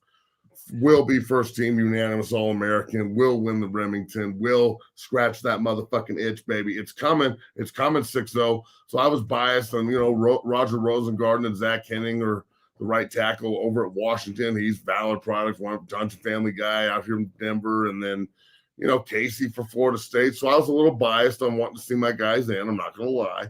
But at the same time, all these teams are consistently great up front, and they will hammer your ass. Although they're high flying, they also can go out and get super mean and physical in the trench. So I'm so excited to watch these games because they are full of NFL talent. I think Michael Penix Jr. locked down the Heisman, and he should. That guy's a fucking baller. And really, it's going to be Michigan. I know they're excited about being number one, but they caught Alabama. So that one's got me a little bit like, I don't know what to think about that one. I got to really think about this Michigan fucking Alabama game. And I got to be able to separate the fact that I'm pulling hard for Go Blue right now because that's Nick Saban and the motherfucking Crimson Tide. And they do not fuck around in these circumstances. So Michigan pulling Alabama is like, yay, fuck. And then, like right after that, I think the Texas-Washington game has the potential to be one of the best college football games you're gonna see. So let me try this. Points and plays and opportunistic defense that can pass rush, but will give up some plays too. I think that could end up being a great fucking game. So let's dive into this matchups. Okay, so this is gonna talk about why, in my opinion, except for Georgia. I'm on the other side of the thing. I know Florida State, we feel shitty for those kids. I feel shitty for Georgia's kids, which means you don't have enough teams in it or you're doing it wrong during the season with how you're scheduling this thing. So you can really pick a proper number 4 team. So here's my issue, though. Georgia has every gripe in the world that Florida State has, in my opinion, too, that they're not in. They haven't lost in 3 fucking years. They're the 2-time defending champs, and TCU got in last year after losing to K-State in their conference title game, and now different year. It's kind of hypocritical is all I'm saying. And how is it hypocritical? This year you've got a bunch of undefeated conference champions. It doesn't have anything to do with last year. Thank you. Well, you don't have a bunch. You got 2. We've got that. You got 3. Michigan's undefeated. Well, I mean, those 2 are in though. Yeah, I know. I'm talking about the 3. I'm talking about the 3 teams fighting for that one spot. So, last year, you didn't have that problem. You had a bunch of 2-loss teams. Yeah, right. So here's my point though on this one. What are you gonna really look at as a fan? Number 1, as the committee. Number 2, which is bullshit committee, and then all the other coaches in the world. Do you want to go see? We knew Kyle McCord got put out when Texas won convincingly over Oklahoma State. I knew Ohio State was out. So Texas was in the mix, of course. We knew that. After Washington won Friday, Washington we knew was in. They were the only team that was in. Michigan still had to beat Iowa, and then Florida State had to handle their business. Florida State, in the last 2 games, we know they won, and that's the name of the game. And I hate that narrative. I do hate the narrative. Trust me, as a coach. We fucking won. I don't care about how we won. But the common denominator in this playoff, I think Jalen Milroe is probably the worst quarterback in the tournament, and Texas probably has the best quarterback in the tournament, in my opinion, as far as playing right now. Now, I love Penix, but I think that Penix, 4 or 5 games in the stretch there in the Pac-12, Penix struggled mildly, threw under 200 yards. I kind of watched.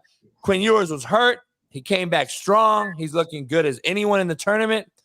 What Florida State don't have is a fucking quarterback, and that would be a hard watch for me. That would be a hard watch for anybody that's paying big dollars, and we all know this is about money. I don't believe Ohio State deserved to get in because of their quarterback play, and I don't believe Florida State deserved to get in because of their quarterback play. Unfortunately, it's fucked up for those other kids that go to weights at 6 a.m, that go to study hall, that do all the right things that Norvell's asking. Look, we've all coached. We know we know this. We get this. But the bottom line, brass tax dollar, is what the bottom line is. It's the brass tax dollar. And Florida State don't have a quarterback that's going to attract anyone to fucking Pasadena, California. Man, it's just, I'm so disgusted that college football is at this point. It's just, we have to sit here and decipher whether or not a team deserves to play because their quarterback got hurt. It's disgusting. It is. Let's move on then. Last night, Smitty, I'm just gonna say, dog, fuck it. I don't know what I'm gonna do. I gotta go get the scan, but I'm gonna just try to pop in there and act like I'm ignorant. What happened? What? I got a doctor's appointment at 8:00. I had to leave early, but I'm like, fuck, I can't leave. The show's gonna be, it's too good. What do you have to see for the doctor for? My right ball is too big. All right, so let's get into the AE attacks again. Yeah. Yeah. And it sounds like your blood isn't as great as you thought it was, JB. No. My blood work's the best in the nation. My blood work. If it was the top 4 blood works in America, my team is in the playoff. So I got best blood work. Keep going, JB. Keep going. No. I've been having a full-on workup for the last month, and this is the last part of it. So I'm getting a full fucking full body. I'm getting a full scan, dog. All right. Jordan Love outshined Patrick Mahomes. Ooh. And you were super fucking pumped up about it. Chiefs Queendom, baby. You hate Patrick Mahomes. So JB, I saw your tweet last night. I gotta ask you straight up. Would you trying to just be a troll a little bit, or was there some serious behind it? You said Jordan Love is better than Patrick Mahomes. Ridiculous. I was trolling like a motherfucker on that one. And you know what's crazy? I'm just telling the truth all the time, right? Usually I believe what I say. That one I just was trolling because he was balling and Mahomes was shitty. But that's the shit that goes viral. That shit has like 1 million views. A text on Twitter that I said Jordan Love's better than Patrick Mahomes, and I just left it at that, just fucking around. And that shit blew up. I'm just like, you guys on social media are fucking. You're thirsty. You need a life. You need a fucking life. Like, seriously. There's some real dumb motherfuckers. Hey, but I'll be honest. Last night, that motherfucker looked better. And again, I saw a very, very, let's just talk real talk here. I saw a very, very disinterested Travis Kelce. Like, as disinterested as I could see a superstar play a game. He's lovesick, dog. I don't know. Is it really lovesick? Is it the shot? Is it the shot? I mean, what is he doing? It's like the great Lil Wayne says in Mona Lisa. Pussy got you out of character. Come on now. He did say that. Why is Joe Flacco still playing? A? B, why is Joe Flacco better than about 20 quarterbacks in the league? Man, you took a fucking 180 on that question. Yeah, I don't know how we got to Joe Flacco. I was like, what? I was like, hold on. Did Joe Flacco come in from home last night? My point being is we anoint these quarterbacks so much that we get a guy like Joe Flacco to pop in there and he looks better than half the league. Fuck, that's 40 years old. Sorry, I was thinking about the Chiefs. Yeah, man, Flacco is No, fuck that. No, we're talking Chiefs. We're talking Chiefs, man. Talk about the Chiefs. Where are you going here, dog? I'm going to ram the car into a goddamn bridge apartment. Yeah, look, Kansas City's got some major problems offensively. I think maybe because they're focused on the wrong shit. I'm not really sure. EB's not there anymore to keep people accountable. That's one thing. Let's be real. Eric Bieniemy would roast this. Matt Nagy's probably a Swiftie.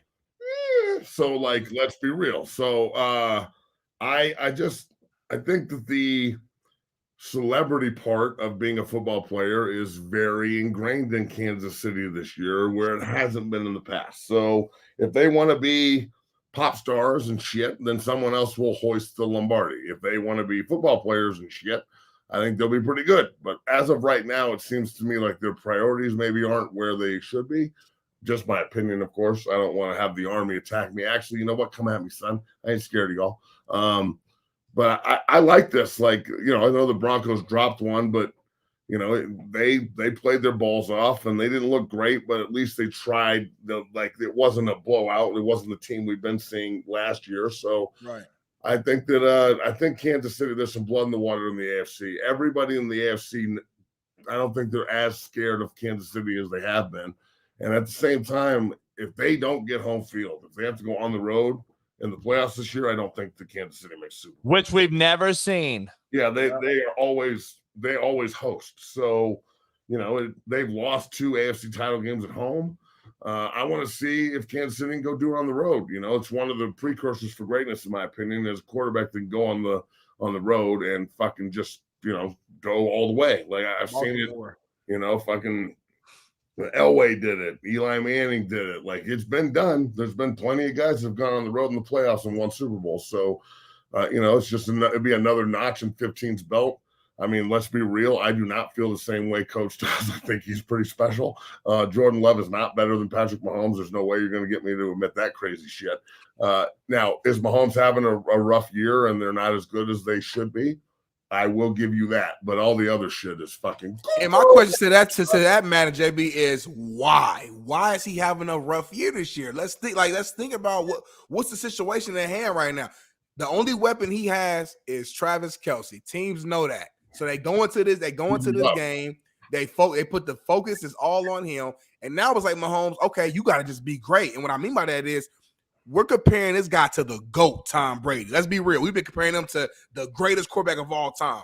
We've seen Tom Brady with just being honest, I don't take no disrespect, very average receivers and still ball out, still make it to the big. I've seen Brady turn average cats to stars time and time again on that Patriots. So why are we arguing about then?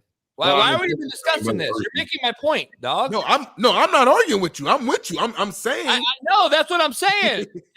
That's why the Whitlocks and everybody in the world are fucking finally starting to see what I've been saying. Take away Tyreek Hill and fucking now hitches that he goes 80 on, and guess what? You don't throw for 5,000 yards all of a sudden, huh? What a fucking shock. What a shock. Oh, we take away Travis Kelce and start to actual double team him like Matt actually says if he was the D coordinator he would do, just like any fucking buddy with a brain would do, like I would do. Guess what happens? He's holding his dick in his hand because he has fucking Rashad Rice at the X, whoever the fuck that is. I mean, yeah, that all this is true, but let's not try and act like he's not great. I don't think he's great. I think he's a fucking phenomenal talent I'm being honest. I think he's a phenomenal talent. I agree with you there, but I just don't think he's like, put it this way, he's not someone we haven't seen. And that is why I think we set these people up for failure, Matt. We put them on these pedestals so early in their career, and we saying we've never seen him before. Really? You've never seen John Elway or fucking Dan Marino, then, you fucking 19-year-old TikToker. Because that's the difference, homie. Matt, you know the difference, Matt. These fucks want to give us, who's experienced both generations in both worlds, a fucking true detailed description on how Patrick Mahomes is the best ever. I said, hey, have you ever seen Dan Marino throw a football? Oh, no, I wasn't around. Oh, really? You ignorant fuck. Have you ever seen John Elway hurdle a motherfucker and throw it 70? Oh, no, I wasn't living then. No shit. Now shut the fuck up, because I was living. Okay, but I don't think that we've seen anything like Mahomes. I think he's very unique. Just like I think Elway was extremely unique, and Manning, and even Tom Brady, and I think like guys like Randall Cunningham, and everybody's got their thing. I mean, Mahomes does shit that I've never seen before. So I disagree vehemently about this. I think he's generationally talented. I think he's the best player of his generation at the position he plays. He's going to be a first team Hall of Famer. He's got multiple rings, multiple MVPs.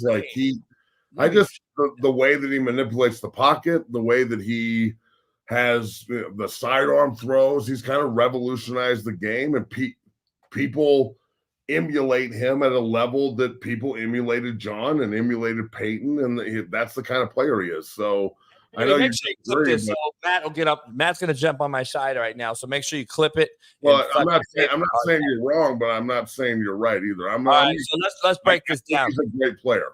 All right, I get it. Let's break this down, and I respect your opinion. It's a professional one. See, that's different. This is a debate. This is not an argument. It would be an argument with a fucking fanboy in the chat that has no reason. I understand. This is a debate. Now, I'm going to drop the mic on this debate real quick, though. Here's the difference. Patrick Mahomes plays in an era you cannot touch the motherfucker in. And on top of that, he plays in an era where he bitches and cries and sucks his teeth at the referees after every single play. That's true. Hey, Big Smitty, who's this? That's true. That's Patrick Mahomes, y'all. Right, so hold on, though. He is. Hold on, though. Here's the mic drop.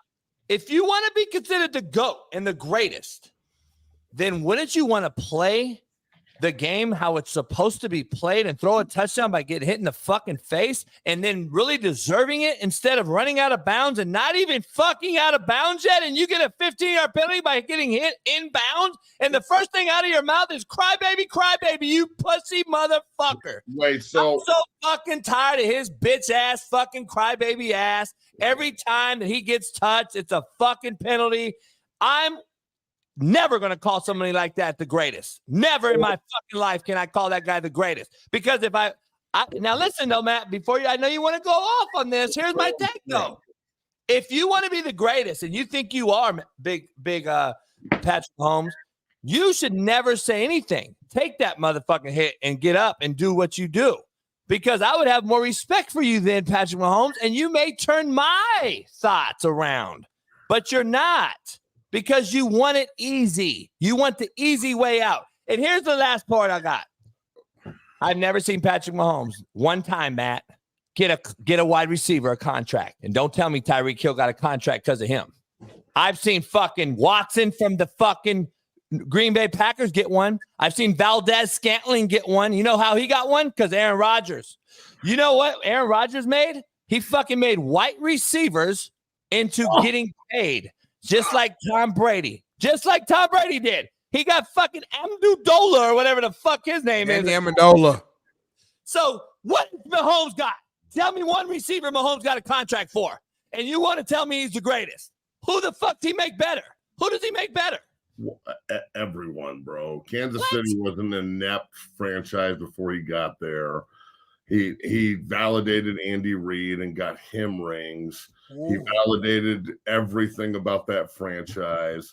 He's made everybody he works with on the offensive side of the ball Hall of Famers, Kelsey Hill, the list goes on. He makes before Mahomes got there, neither one of them were.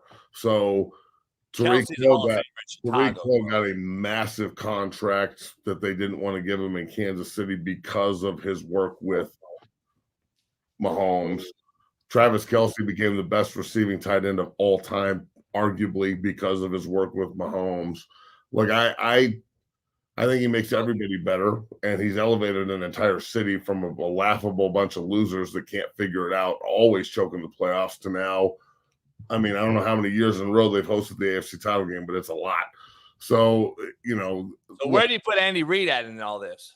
I think Andy Reid is an unbelievably good head coach that when you mix that greatness with the greatness of the quarterback, then it all worked. Just like the Brady Belichick conversation, I think it's ridiculous to say it was all Brady or Belichick. It was both of them together. That's how it works. So see, I look at the other way, man. Walsh and Montana, Seifert and Young, it's just you got to have a good Shanahan and Elway. Shanahan and Reeves didn't mix. Shanahan and Elway mixed. So I think that I think Patrick is special. I think that he's generationally special. He elevates the fuck out of people. And look, some of these guys he's playing with this year, they can't take themselves to the level they need to play at in order to be special. You've got to be able to do it too. Some of these guys, I think the Rice kid has potential. He's a rookie. Yeah. Scott Valdez-Scantling couldn't catch a fucking cold in an ice storm. That guy couldn't catch the clap in a whorehouse. He couldn't hit sand if he fell off a motherfucking camel. I mean, this motherfucker has stone hands. At the same time, though, I don't know if he could hit a sick whore off of a piss pot, as they say, stiffer than a wedding dick. I mean, when we talk about all of these different things that he doesn't do well, I mean, goddamn, man, I'm quicker than a hiccup. This sumbitch couldn't fucking. I mean, if he had white gloves, he'd try and buy a ketchup popsicle. It's just bad. So I really believe that 15 is special, and he makes everybody better, and everyone forgets how inept Kansas City was before he got there. I mean, well, I take it the other way. I think Travis Kelce has made him. And if you look at the stat and the data, every time Travis Kelce misses a game, Mahomes loses and is fucking horrible. Every time Kelce plays, he does his thing. So I'm going to use the other way around because I think it goes both ways. Matt, you and I both agree on one thing. Put Patrick Mahomes in Chicago. You ain't even fucking mentioning the guy. Next. Let's move on. I don't know about all that, but at the same time, that's a hypothetical. And also, I don't like Matt being calm today. He's fucking with me. He's fucking with my. I'm not fucking with you. I just think it's kind of ridiculous. Like you want me to agree with you that if Patrick Mahomes didn't run out of bounds, rather I want him to get hit by somebody going full speed to get a 15-yard penalty so he gets hurt. That's ridiculous. Like I don't like what you're saying. Like why doesn't he fucking sell out like the other guys did? I'm not. Who's saying he doesn't? Like no, I didn't say that. The rules are catered to him being a pussy. Like that's what I'm saying. I didn't say that. I said that the penalty was in bounds. He didn't get hit late. No, but what I'm saying is like I don't need my quarterback to show. No, I get that. You know, I'm just saying when he does get touched, any type of way, if he slides and gets touched, he cries, and then he tries to steal yards because he knows he's almost untouchable. But as you're his coach, though, would you not tell him to play it out so you can get the flag? No, I'm not going to get him hit. No. That's not what I'm saying. But as the coach, you're going to tell him not to play it out and flop if he has that advantage? Because he's one of the few guys in the NFL that actually can do that and get the flag.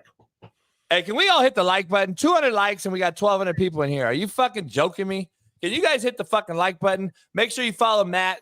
Head on over there right after this show and check out his show. But before you head on to his show, hit the fucking like button or get the fuck out of here, you fucking freeloading fucks. Hey. So I got something. Let's move on. Derek Carr. Derek Carr. Booed every time Taysom Hill came into the game. Show that shit, Bailey.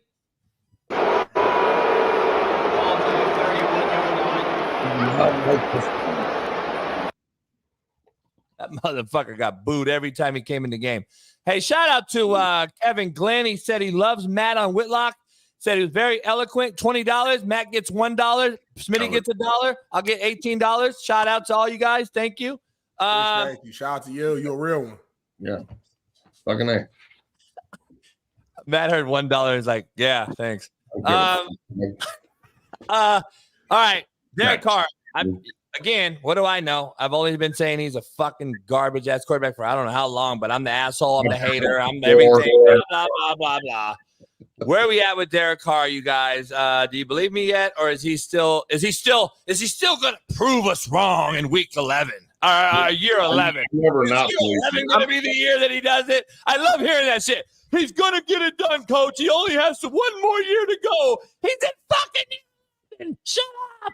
I mean, Derek was leading the comeback, and he ended up getting fucking hurt, and then famous came in and was throwing the ball all over the place in a negative way. So I don't know. Listen, Derek Carr, he is what he is. He's a middle of the pack quarterback. That's what he's gonna be. He ain't ass. Middle of the pack. Same thing with Dak Prescott. Hey, dog. Shit is gonna be the year. He's gonna get over the hump. No, he's not. He's not going to get over the hump. Carr needs to they need to play Tyson Hill. This guy's fucking Carr is done, dude. He looks like Tarzan, plays like you, Jane, and homeboy's just done. I mean, I'm not saying he can't play. I'm saying he should be a backup, and it's over. Like the train has stopped at the station. The goddamn plane has crashed into the mountain. Like we got problems. And Smitty, is Carr white? Yeah, he white. Oh, okay. I thought I only talked shit about black quarterback. I forgot. My bad. Well, what? Did I miss something? He is white. He's white. I know, but I'm racist, Matt, because I only talk about Lamar. Goofy white motherfuckers. Got it. Murray. I was raised on white man can't jump, so goofy white motherfucker. That's all you got to say. But yeah, I mean, Carr needs to take a seat, homie. It's over. Like, just play Hill. The winner of that division might be 8-9. I mean, the NFC South is poo. So I mean, poo. That is. Tank Dell, possible broken tibia, I believe. My kid, man, I hit him up last night. Unfortunately, it sucks. I don't know why he's in the run fit, man. Because receivers have to block. That's why. Yeah, I know, but it's a fucking quarterback sneak on the goal line. Yeah, shit happens, but receivers have to block. You can't do but we talk, like, we get these. So, like, Matt, you interest me. You come on here and you go on the other side of Patrick Mahomes sliding and not getting hit, but then this guy's supposed to get in the run game. No, I'm just saying receivers block like it should happen. Get that off, Bailey. Yeah, I love them to block. I used to motherfuck them. They better block. But I never taught them to go in there with the fucking in the goddamn quarterback sneak box and get rolled up on by the O-line, D-line. That's their best player on offense, by the way. I don't know what happens now is more the question, the bigger question. I love Nico Collins. I actually picked him on my fantasy yesterday. He got me 40 points. So now Nico Collins is the best receiver in the world. Who gives a shit about your fantasy football? Fuck you, skill playing ass nerdy motherfuckers. Are you on fantasy? Fuck no. Smitty? No, Smitty, do you do fantasy? Because you're a lineman. Do you do fantasy? Yeah, look at him. Look at him. That motherfucker does fantasy drafts and shit. Fuck a bitch, dude. You fucking fantasy ass fucking goddamn nerds. All you fucking nerds. Now, I will say this. It's for money. Tank Dell's a bad motherfucker. That kicking straight play. But Houston, like, I got to get off after this, but make sure you go and watch 0 to 60. You ain't going nowhere, motherfucker. You staying right here for another 30 minutes. You better stop talking to me like that. I'll slap through this motherfucker. I'll slap you so hard the motherfucking tears roll backwards. That's what I want. That's what I want. I know. That's okay. It choked me a little bit, just not a lot. What are we talking about? Sorry. Houston is Joe real. Flacco. So Joe Flacco. But Houston's real. And look, Denver struggled with their pass rush. Will Anderson was all over Garrett Bowles. They played well. That was a playoff game atmosphere. CJ Stroud's a real one now. CJ Stroud's got it. That guy can lace that fucking rock. Collins Ball, they got some dude. When they really gel and figure this out, bro, they're gonna be scary down there. That kid, CJ Stroud's got a really, really bright future if they can keep him upright. Look, the Texans are real. And it's good to see. I mean, D'Amico Ryans he's coaching his ass off, and they bought into the philosophy, and they got a quarterback. And Pierce is a hammer. That kid runs his balls off, and Tunzel's a great left tackle, and they got dudes they rotate on defense. Did you see the second pick by Singletary? God, how he like widened with the ball and then attacked the seam route and just one-handed that motherfucker. Like that was some primetime shit right there. That was some like, look at how good I am. I'm toying with you, Deion Sanders shit. So I think the Texans are a scary bunch, dog. I think they could be the kind of team that kind of comes out of nowhere in the AFC South, and they're the 7th seed right now. So if you're the 7th seed, you don't want to fucking see that group. Like if you're the 2 seed in the AFC, it could be Jacksonville. You got a bunch of teams up there at 8-3, 8-4. So, we'll see how the weekend plays out, but Kansas City losing that, that opens up the door. So, tonight you got Cincinnati and Jacksonville. If Jacksonville wins that game, maybe they're the 1 seed with Baltimore and fighting for that at the top. And you see Kansas City fall to 3 or 4. They're still going to win the West because the West isn't that deep. But at the same time, if they have to go on the road in the second, 3rd round, that's what you're looking for in the AFC. So, big game tonight with Jacksonville and Cincinnati going at it. Cincinnati's far from done, although Burrow's hurt. They're still playing hard. But I think this could be a new blood type of year in the AFC, especially with Houston playing the way they are and then Jacksonville playing the way they are. A lot of young guys coming out of the woodwork here to kind of challenge that the crown that 15's wearing. Don't forget. Just for clarity, the Colts is the 7th seed right now. The Texans right behind them. They're both tied at 7-5, but I think we got the tiebreaker. So my Colts is 7-5. I like the Colts too, I think. But again, of course, the fucking Colts fan on the show has got to throw that in there. Can you throw up the graphic, Bailey, of him wearing his fucking Colts glasses? Is he ever going to take them off, Coach? No, but by the way, do we admit that Gardner Minshew is the reason? No, the team is the reason. Gardner Minshew is doing what he's supposed to do. I appreciate it. It's the team, though. Minshew is your starter next year. We got one of the best defenses in the league. We got one of the best linebacker tandems with E.J. Speed and Zaire Franklin. Our running back room is deep with Zach Moss and Jonathan Taylor. He'll be back in 2 weeks.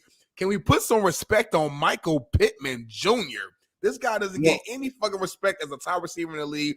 Big body guy, great hands, walk-off touchdown. Alec Pierce, young receiver from Cincinnati, is coming out in his own long, lengthy, strong guy. The coach is making plays. Put some respect on our fucking name.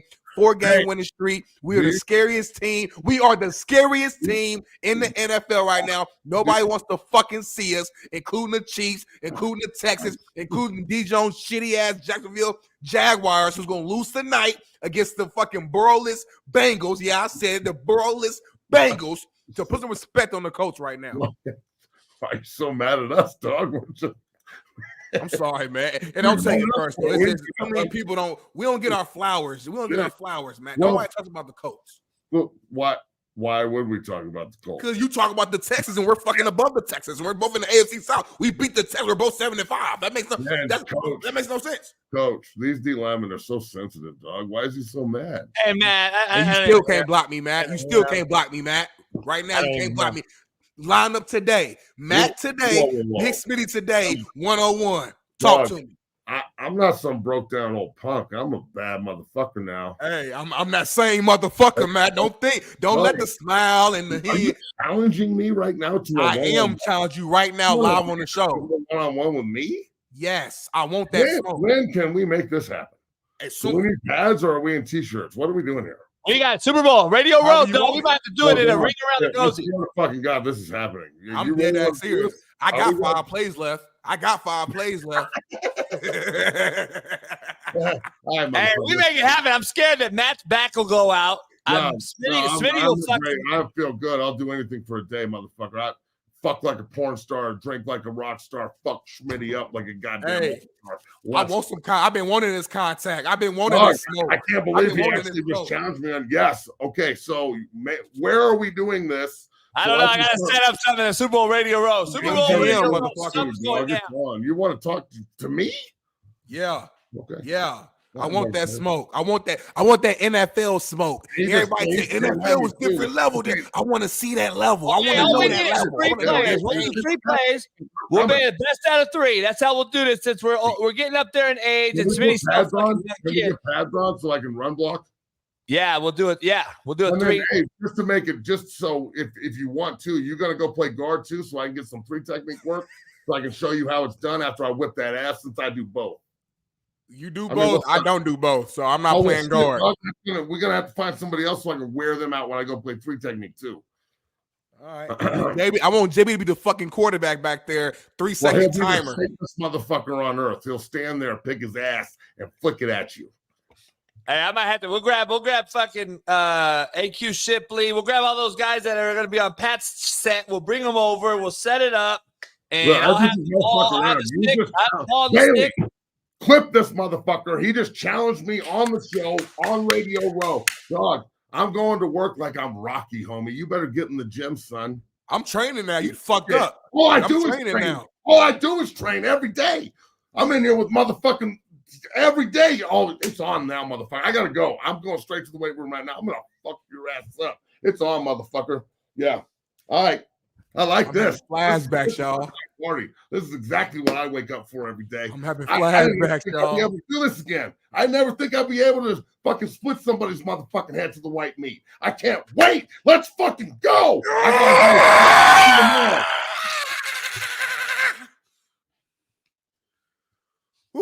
So moving on amicably, we have the Charleston Mike.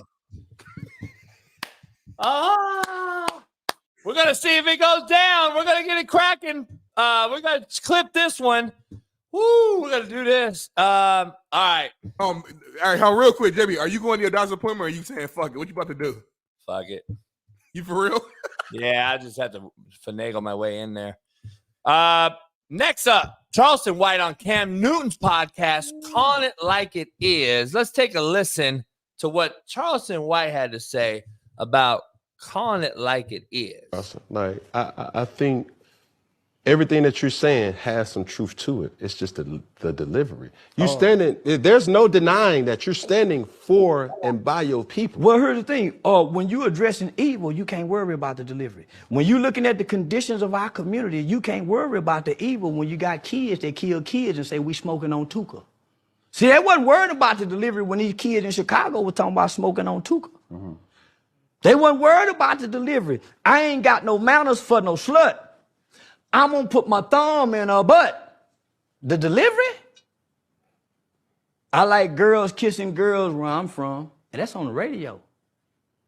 Girls on girls, that's promoting lesbianism to my daughter as we driving to school. This song they playing with Drake. Y'all worried about the delivery? These niggas talking about killing each other. They really, that nigga Thug said, nigga, I shot at your mama. You don't mention me no more. He really shot that nigga mama. And y'all worried about my delivery? These niggas are confessing to murders on songs. And y'all worried about my delivery? The conditions of black sucking them, talking about booty holes. Y'all worried about my delivery? Come on, don't be hypocrites, black people. Where you at with this? That particular clip, I mean, he's not lying. Like he's being real. Like we do pick at you.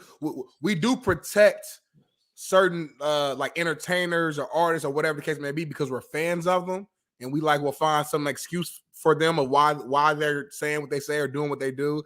But then a lot of people, they don't like Charleston White, because of his delivery, amongst some other things as well. But because you don't like somebody, you're gonna like not give credit to whatever they say. You're gonna find some excuse or reason to discredit whatever they're saying. But that particular clip right there, what he's saying is absolutely right. Like, don't talk about my delivery when I'm speaking my truth, but you don't care about the delivery in another route or another art form. You know what I'm saying? The problem with my only problem I ever had with Charleston White, because I think he's funny.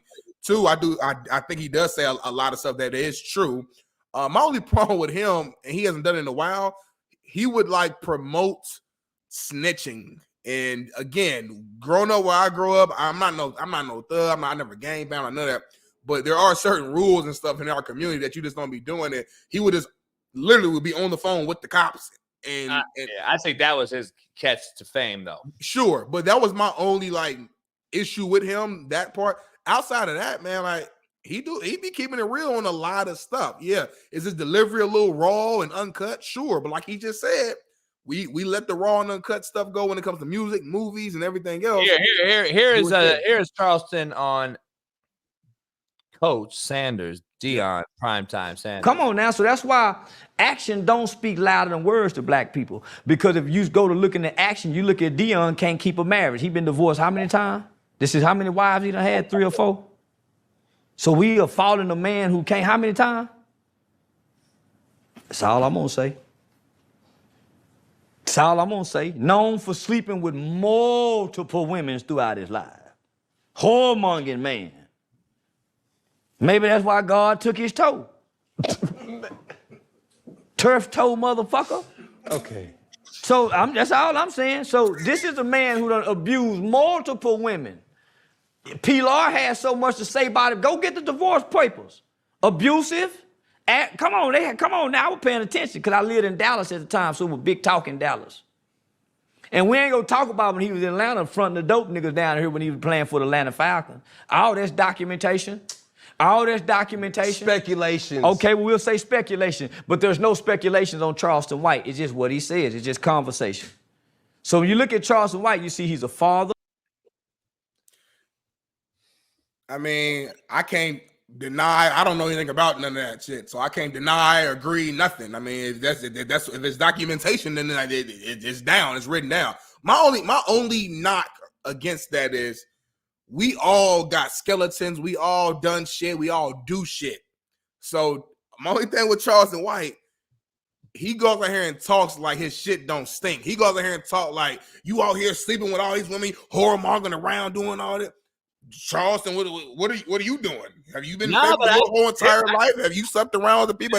That's my only thing, JB. People want to go out and point out certain people. I don't believe that's true, though. I don't think I've never heard Charleston White from anything I've known. I don't follow the guy. I don't know anything about him really besides the clips I see and his latest claim to fame over the last whatever year.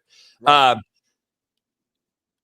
To me, says what he does. I don't see him saying anything that, like you said, he says what he does. I'll snitch. I got straps. Like, Come on in the house. T.I.'s son. All that shit to me is who he says he is. I don't see him saying, I'm not this guy, and then go do this. I think he's more, not like me, but I think he's on the side of he's consistent with what he says. Here's the thing I got to say, though, and I'm not defending this dude because I don't know him, but I do want to point out something. What's that dude? Tate? What were those? Tate brothers? Yeah, okay. Yep. They blew up. They blow up because everybody goes on this Tate guy side that he's the truth teller and he's this guy. And then on the other side, they're saying he's a domestic violator and he's done this to women and he's a trafficker and all this different shit. Well, which one is it? Is he a truth teller or is he this guy? Well, this is the same thing. And then the black guy that died, what's his name? The black guy that was going big for a while. Yeah, he's another guy. I think talking about, yeah. He comes out and goes on and he's the next new guy that's telling women straight up, you lie or whatever, right? Yeah. He was another truth teller guy. He died, ironically. I don't know why. Kevin Samuels. Yeah, thank you. So that's what I'm saying, though. Like, they pick and choose who's the truth teller and then who's a sellout, Uncle Tom, or they pick and choose, dog, who's could be good and who could be bad. I'm like, dog, let's keep it real now. This motherfucker doing the same shit that these other motherfuckers is doing. And what side of the house is he on? What is the true difference between like Whitlock? Whitlock's loved by his half, hate by half, right? Same thing here, in my opinion. You got a brother who kind of talks about brother. Now they could say, well, actually it's the truth and we don't want to see it that way. But it's like, is there a difference? Like, I'm just saying that it's weird and ironic, and its perception is reality, and that's the bottom line. Perception is reality. I think, yeah, something just because somebody says some truth don't mean everything you say is the truth. And just because somebody says some lies and some bullshit don't mean everything they say is lies and bullshit. So we can pull stuff like that where I'll be like, yeah, I actually agree with what he said. But it's also things he said, I'm like, hey man, come on, bro, that's disrespectful. That's not the truth, or that's not how you do it, or that's it. So I think as human beings, JB, we are our own biggest hypocrites. Like, I'm a Christian man. I love God. I say that. I every morning, you gotta follow me on Twitter for probably damn near like 9 years almost. Every day I wake up in the morning, I say a prayer and I put it on Twitter. I put God is great. That's what I do. But do I go to church every Sunday, Bible study every Wednesday? Do I not curse? Do I not ever do anything bad or sin or immoral in my life? No, I'd be lying if I said that. I'm not perfect at all. I make mistakes all now, the time. I don't know if you watched. Did you watch the whole clip with Cam Newton? I didn't watch the entire interview. No, not yet. So he's also on there talking about I hit bitches and I control my bitch and whoop. Right. And like, if you hitting a bitch, homie, like, listen, here's the thing. I don't fuck with Charles, so I don't know nothing about the guy. But we also have a bunch of fucking NFL heroes that y'all in this chat look up to, like Tyreek Hill, that's hit a bitch too. Stop playing. Kareem Hunt, what'd he do? It's on camera, dog. I saw him draw back and sock a bitch like a grown-ass man. So let's just keep it real on who y'all follow and look up to and who y'all don't look up to because of the same act. They did the same act, homie. They all hit a female. So...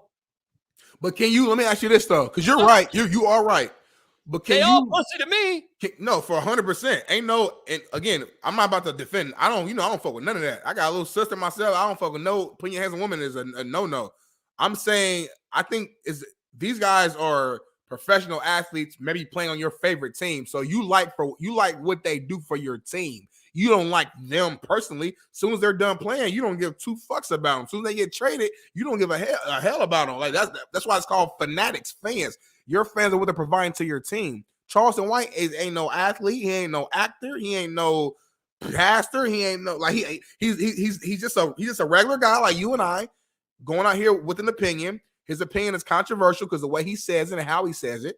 So people either love him or they hate him, and that's what it is. But like he's not providing a service, so to speak, like these professional. If Tyreek Hill wasn't fast as fuck and couldn't play in the NFL, nobody wouldn't. My point is, he ain't nobody to me, and either is Drewski or whatever that fat dude is. I don't know him. He ain't a fucking buddy to me. He ain't nobody to nobody. But y'all followed this motherfucker and gave him 1 million followers overnight, and now he's on commercials. He is just a regular social media dude. But like, I'm not gonna hate on nobody though. Too like Drewski built it, like using that, he built his way up. Like he's funny as shit. He's funny as shit. I'm not hating on anyone. I'm just saying they're all the same to me. They don't do anything for anybody. Of course, like I'm not saying like fanboy out on anybody. I'm saying like it's a difference between like a Drewski or Desi Banks. Like some of these Instagram famous people, they use their platform, build that shit up over time because they had a certain skill set that people liked, and they built their shit up and took off. It's the same thing we're trying to do with our show. Build this shit up to where it takes off. About that. What I'm saying is it's the same thing. Like you just mentioned that this guy's not an athlete, he's just a guy that goes on and gets clicks. Gotcha. Same shit with Drewski. He ain't no fucking athlete. He ain't nobody helping nobody out. He's just doing his thing. I'm not saying he's a bad person. I'm not saying that I'm not hating on him to hopefully fail. I don't give. Let them all eat. There's enough money out there. What I'm saying is they're all the same to me. I don't give a fuck about any of them. They're like, they don't care about us either, Smitty. Like, that's what people don't get. Like, it is what it is. I don't hate on nobody. I'm just saying that to me, they're exactly all the same. One may talk about some crazy extreme shit. One may do funny, crazy, funny, weird shit, but they're all the same to me. And they might blow up the same, but to me, they don't really affect me. And that's fair. And that's fine. I guess the difference is when you're comparing like Charleston White, if somebody asks me like what does he do? Like what is he? I really don't know. I don't even know what's even define him. Like he's not an author. He's not a comedian. Is he funny? Yeah, he's not a comedian though. He just goes on IG Live and says crazy shit. Content creator. That's what it is to me. But he's not. I mean, technically speaking, if you grab your phone and press record, you're technically creating content. But when I think about content creator, I'm thinking about the creativity. Like just using Drewski as the example since we brought him up. He's making and editing fucking full-blown skits, and he's doing stand-up comedies around tour. And he's like, he's a comedian. Like that's what his actual title is. He uses social media as an avenue to grow that. Is he an activist? Charleston White is like, I don't know what he is. Like, I don't. Is he an activist? Is he a scam artist? I mean, he's something. Yeah. I just don't. I don't know how to define. But also, though, I've been around these type of cats my whole life. Though people act like it's brand new. You're just seeing it on camera now. Yeah, I've been around these cats my whole fucking life. It ain't. I don't see this ain't no shocker to me. See, the thing is, all these motherfuckers are shocked. These young kids on TikTok, they're shocked because they act like because they haven't seen it before. That's just like they haven't seen fucking John Elway before. So guess what? By default, they only anoint the GOAT to be the guy they see. Now, Patrick Mahomes, the best I've ever seen, because that's the only motherfucker you've ever seen. See, that's the crazy part about it. I've seen these motherfuckers before. We just didn't have phones. Right. So I don't know. It's weird to me. It's a different perspective, I guess, is what I'll say. But yeah. I don't know. I just think it is what it is. They don't affect me, and I don't know. We don't really we don't pay them too much homage, I guess, because I don't really care about them. Patriots turn to Zappy, Big Smitty. They turn to Roger and Zappy at quarterback. 0 points. 0 points. So clearly we can now say, okay, it's something bigger. Can we please say it's something bigger? I mean, god damn. Bigger as in Belichick? How many times I got to say this shit? Like, this guy is washed. He's done. He had a hell of a run with the GOAT. He helped him out for sure. Have top 10 defenses, I think, every single time they won a Super Bowl. Got to credit that to Bill Belichick. He's one of the greatest defensive minds of all time. I think he's a very average to below average GM. As an overall head coach, I mean, he's good. I'm not going to discredit that, but is he the greatest of all time? I don't know. That's for you to decide. I don't think he is. But regardless if he is or he was or not, he's washed now. Times have changed. He's not connecting with the players. He's not developing quarterbacks, whether it's Mac Jones, Zappy, Coach JB, or me. I don't care who's back there. They're not developing with him. And if he stays as their head coach next year and they have a top pick, because they will, because they're shitty this year, I just hope, man, like for Drake May's sake or whoever Penix, whoever they decide to draft, man, you better hope and pray that he ain't there for the long haul, because right now, if you go to the New England as a quarterback, you will not get better. That's just what it is. Mac Jones got worse. He was not this bad when he first got drafted. He lost all confidence. You're starting him, you're benching him, you're taking him out, you put him in. Like that's not how you do quarterback. I'm sorry. Develop this guy. You drafted him. Don't take away all his confidence. Zappy, who is Zappy? Zappy had a couple little moments where he played well, and now we want to like promote him to the guy. Pick who you want and stick him with them throughout. You know what I'm saying? I give you one change. If you want to make one change middle of the year, okay, cool. But then stick with that. This motherfucker is playing like hopscotch. He's going back. Zappy, Jones, Zappy, Jones. Like, Bill, maybe you need to be the one that needs to make a switch out and a substitution, because at the end of the day, the common denominator is you. And that is the issue right now. I don't care about his history. Come on, none of that. Look around. Smitty got the mirror. He looking in the same mirror we just talked about. God, Smitty, God.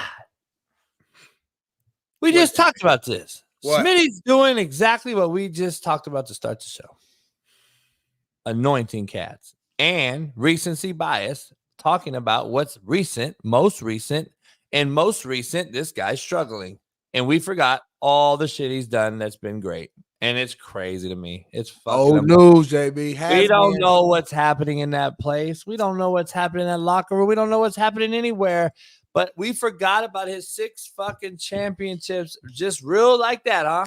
It's funny. It's funny. So we make excuses right now and say we don't know what's going on in the locker room when they're losing. But when they're winning, we give all the praise and credit to Bill Belichick. We don't know what the fuck was going on in the locker room when they were winning. If that's the case, Tom Brady got all the credit, bro. I don't ever see you talking about Bill Belichick shutting the Rams down to 7 points.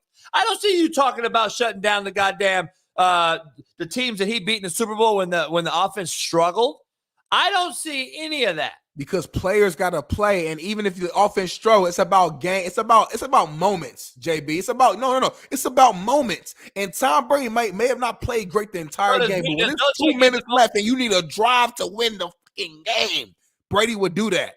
You're talking like this team is a fucking the Chargers. This guy's won fucking. He was at every other Super Bowl for the whole decade, bro. Like, what are we talking about here? Let's pump our brakes. We're now throwing a dude that this legendary under the fucking bus. You think Tony Dungy's probably better too? All I'm saying is this, JB.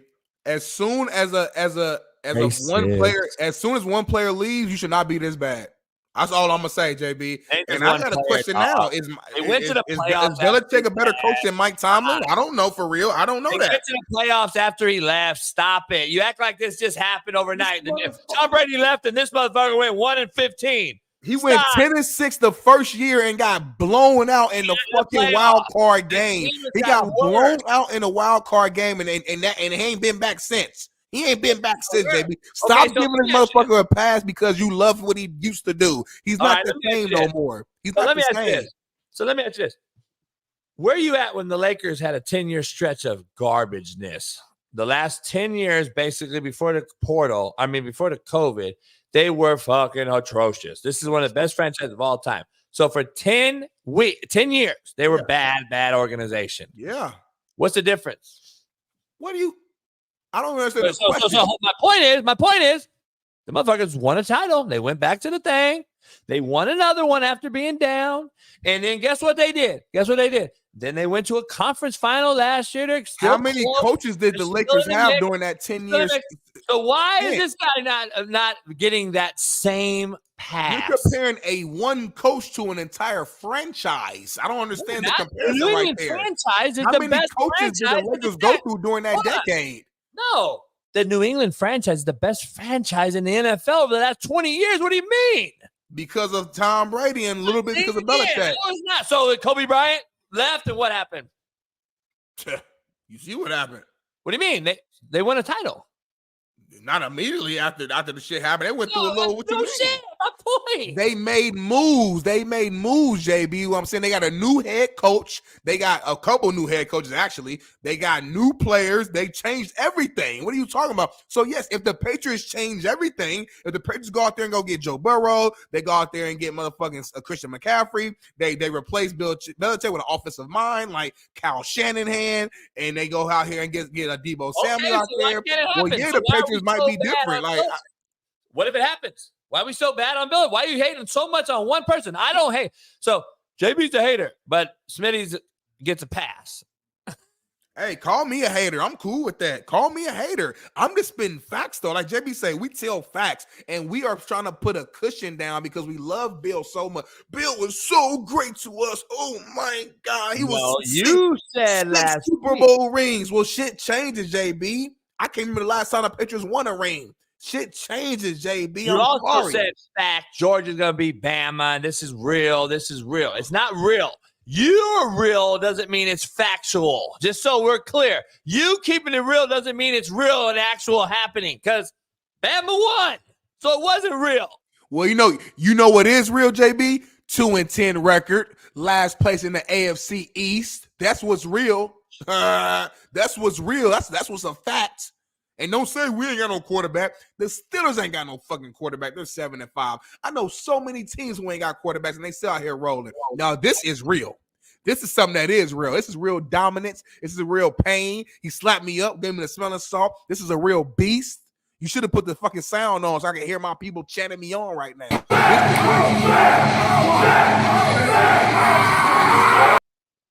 Not even close to being low enough. We've already gone through this. He turned it off. He turned it off so quick. JB's a hater. He's a hater. He turned it off because he didn't want to see that flex at the end. It wouldn't even count. It wouldn't even count if I'm coaching you. Well, nobody on your team fucking with me. How about that? I got a real video that you need to see.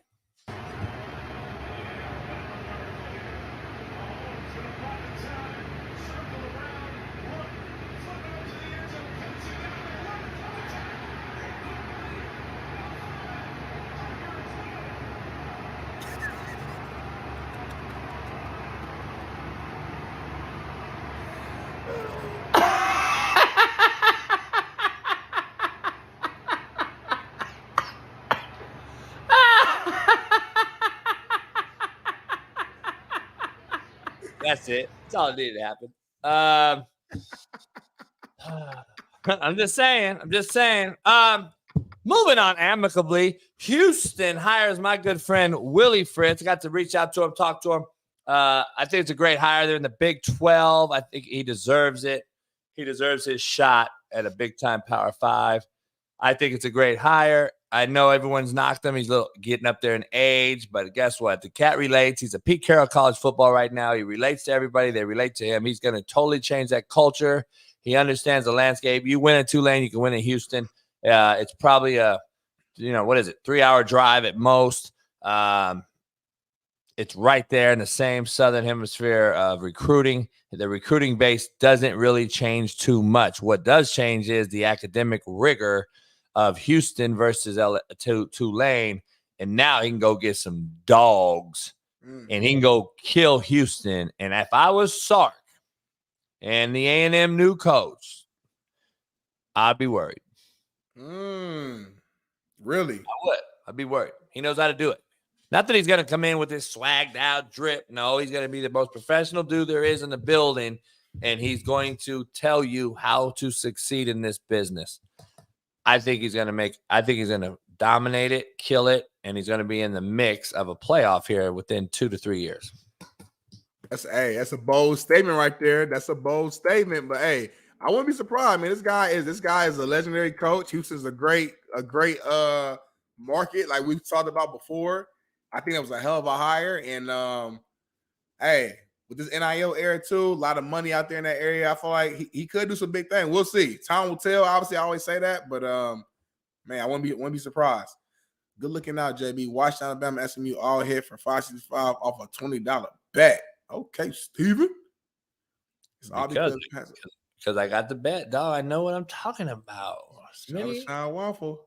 I know what I'm talking about. You do be right. You do be right about your picks a lot of time. I will give you that. The Rich, are you in here with your goddamn Green Bay fucking victory? You should have called in, but you didn't. You better got the commercial done at least. TikTok, we've had like 200-300 people on TikTok the whole time. I got to take a piss. We got to take a break. We got a lot to talk about. LeBron and Udoka, Mike Norvell's message to the committee. Colorado's Nick Williams, D-line coach, has left. Deion's wife has left, or fiance's left. Kyle McCord transfers to, from Ohio State. Mike Tomlin on the hot seat. Will Arch Manning be the next Ohio State quarterback? Deontay Johnson dancing while losing. Robert Saleh starting his 4th quarterback. We got a lot to break down, plus some hell yeah, hell no, some white people shit, some black people shit. We got it all. Pound the like button. 300 likes. That's all we got? 1,200 people in here the whole time? Wow. 300 likes? Are you shitting me? They don't love us, JB. They don't love us. They don't rock with us. Free game, watching us free. Fucking get to talk shit. Fuck that. Can't even get new members. We should have like 20 new members right now. We should have like 20 super chats right now. You guys should go to CoachJBStore.com and buy a bunch of merch. You don't do any of that shit, but you just want free shit. It's Christmas. I'm broke. I got to pay Kansas taxes, IRS. I got a bunch of shit wrong with the truck. I got to go to Vegas. I lost $200-300 at Vegas the other day. Everybody in the chat told me they were going to go to my clothing brand, buy some gear. Then nobody buy no gear. Everybody lied to me. I'm trying to get an area rug so my sound in my other room is right. So I'm in another room trying to get everything set up properly. I can't afford that. I just paid rent fucking 2 days ago on the 1st. We got 3 super chats the whole entire show. We ain't got no new members in fucking 2 weeks. It's the end of the year. I can't buy no Christmas gifts. We try and get a studio, JB. We wake up every single morning bright and early, put together a full-blown rundown to get prepared for y'all. And y'all treat us like this. Bobby Beauty, I was blocked as a member. Well, come back, Bobby. Fuck. Oh, I block everybody. I don't give a fuck. I still want money, so I need more members. I blocked you. I'm gonna block your motherfucking ass. So we need more. Come on, Oots. You ain't broke, dog. You got money, John. I know you got money, John. Big body. John's got the big body. I can tell by your braids, you got money. The way your hair braided back, you got money. I don't want $1 from any one of you guys, man. I just want you to hit the fucking like button, man. Come on, man. Hit the like button, subscribe, become a member. Ryan, much love to you. You didn't have to do that. I know, you're white, though. He white. He got money. See, Ryan a real one, though. He's a real one. That's like brothers eating fried chicken and watermelon. White boy supposed to be got money. Motherfucker, please. I didn't get white privilege. I ain't got no money, motherfucker. Shit. This show is the #1 racist show on planet Earth. Pound the like, subscribe, become a member. We'll be back in about 4 minutes. I got to get me some coffee. Take us away. Or come out and say it's not as serious as maybe we thought, but then that could be fluff too. What do you think? So Aaron Jones has had more MCL injuries than I can even think of. He's had at least 6 MCL injuries. And they're almost all to the right side, I want to say. But the MCL is the ligament that runs north to south on the inside of the knee. Usually getting tackled, you get tackled on the outside and the inside buckles, which is usually why it happens. The MCL does attach to the meniscus deep and is a protector of the ACL. So sometimes if the MCL goes out, the ACL will come along for the ride. And if the meniscus is involved with it, that can be what we call the unhappy triad. This is at the minimum an MCL. I don't know if his ACL, he had enough, of the angle. It was possible. I couldn't get zoomed in enough to see if the bone shifted, which is usually what happens. But if they said, hey, it's not as bad as we thought, that may be a good sign. Jones has done this, obviously, so many times. He knew it was serious enough to be distraught over it. Is he out this week? Of course. But is he out a long time? I don't know. I would say probably minimum 2 weeks up to a month is probably realistic. Remember, he's coming off that hamstring as well, or re-injury to the original hamstring. AJ Dillon has groin. So they're both banged up. They just signed James Robinson and somebody else. So that tells you kind of a little bit. And they got a short week. Remember, they college real quick. A guy that was up for the Heisman might have ruined Florida State's chances at a playoff. How bad was it? How significant is it? Not only is his Florida State career over, is this guy's career over, or is it a possibility? Ooh, look back. So this is one of 2 injuries, likely. I mean, it could be a couple of weird things that could happen, but this is either an ankle dislocation or an ankle fracture dislocation. I will give you 2 examples. The one that is probably easiest to remember is Dak Prescott. Ooh. And the second one is Trey Lance. And they both happen to be quarterbacks. But if you saw that the way the foot was facing and he wasn't, Usually that means it's dislocated, and usually it takes a fracture to do that, which not always, but usually. If it was just dislocated, and which is unlikely but possible, you're looking at about 8 weeks, which isn't bad. If it's fractured and dislocated, you're looking at 6 to 8 months. Ooh. Big difference. Big difference. Was there a possible compound fracture there or no? I mean, it's possible. It's unlikely. He could have had what we call a bimalleolar or trimalleolar, which basically means you break multiple bones in the ankle. Usually the fibula, the small one on the outside. You can break the medial malleolus, which is that one on the inside, that end of the tibia. And you can break, some of the other little bones in there. Usually it doesn't do that. He will have arthritis at some point in his life because of this. It's inevitable, unfortunately. It depends on the severity of the ligament tear. That's the bones are going to heal. I'm not really worried about them. It's the ligaments that really cause the frustration. And that's usually the problem with these. And that's why you saw Dak not really be able to run for a couple of years. And he could throw fine, but he just didn't have the mobility. If you just trend it, I figured this was about the year that he would have that increase in mobility. Is that why Trey Lance never made it? Is it because it messes with his footwork? It messes with his mobility? Yes, man. Just throughout your career, people always say the safety is like the quarterback of the defense. I got to ask you, who was the toughest quarterback that you face week to week? You know what I'm saying? In terms of just like, all right, or each year, I know when I play against this guy, I got to be like 125% locked in because it's going to be a mental battle between myself and this quarterback. Who you say that guy is? Yeah. So Peyton was the funnest, the most challenging, and made defenses evolve, right? Like I came in, we beat them in the playoffs 07, 08, before they ended up winning their Super Bowl. And we had to change the way we played defensively to counter the audibles and the check with me's and the no huddles that he did. So we would go in the huddle with 2 calls. We would go into reload the blitz from a strong side to the weak side. And you're only able to do that with a veteran team and a smart team. I was back first. Nope, same time. I knocked out 50 push-ups. That's why I'm breathing so hard right now. Like, whoo, shit. 50 quick ones. Doubt it. Woo. Doubt it. No reason to lie. Come on now. It's already 8:11. Weddle's going to be coming on whenever he can. Let's get into LeBron and Udoka. Transition to some hoop. You know about this?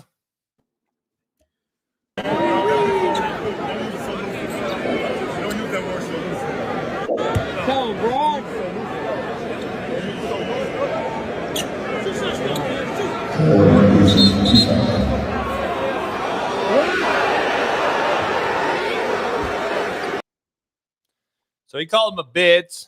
I like Udoka now. So I don't know. As long as he didn't hit no women, I don't think he hit no women. I think he was just fucking a bunch of bitches, right?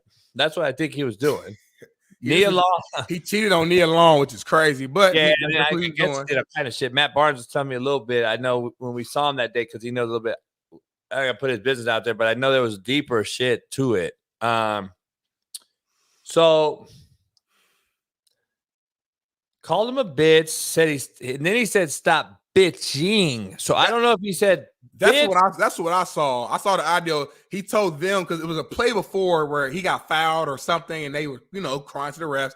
So he yelled out. He was like, "Man, stop bitching!" Like, just. There's another video. I don't know if Bailey got it. I got a video that actually shows it. It shows the words. Yeah.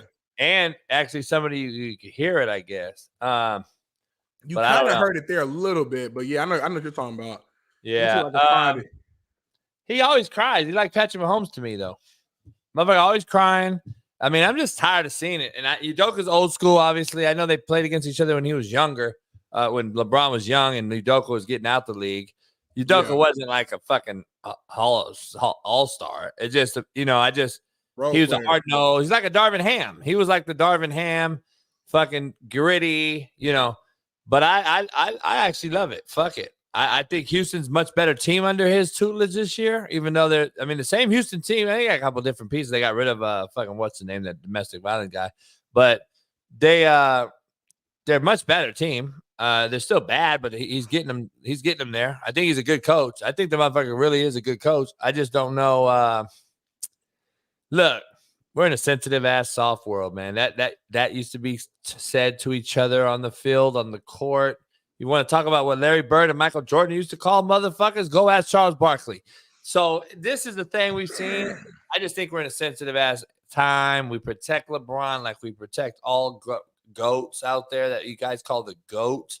So I think some people get protected and people feel sorry for guys like him more than if that was fucking DeRozan. No, it wouldn't even have been a goddamn news.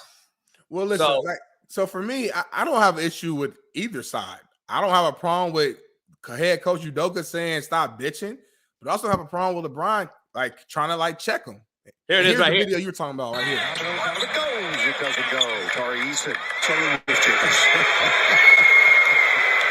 LeBron, stop bitching. See, to me, he kind of like the players' coach. I know players like him, so he gets into asses of players. Yeah, he was talking to I seen a smirk on his face, kind of like, man, tell LeBron stop bitching. Like, you know what I'm saying? Like, I'm a player's coach, and the players there's a cool part about it. These cats dap each other up, Big Smitty. Fucking every game we see coaches hollering at player, hey, coach, what up? Like. Now all of a sudden it's a big issue.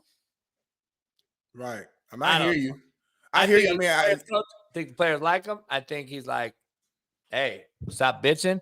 And then he goes over there, don't use that word so loosely. Stop bitching. And then I think he called him a bitch. So I don't know.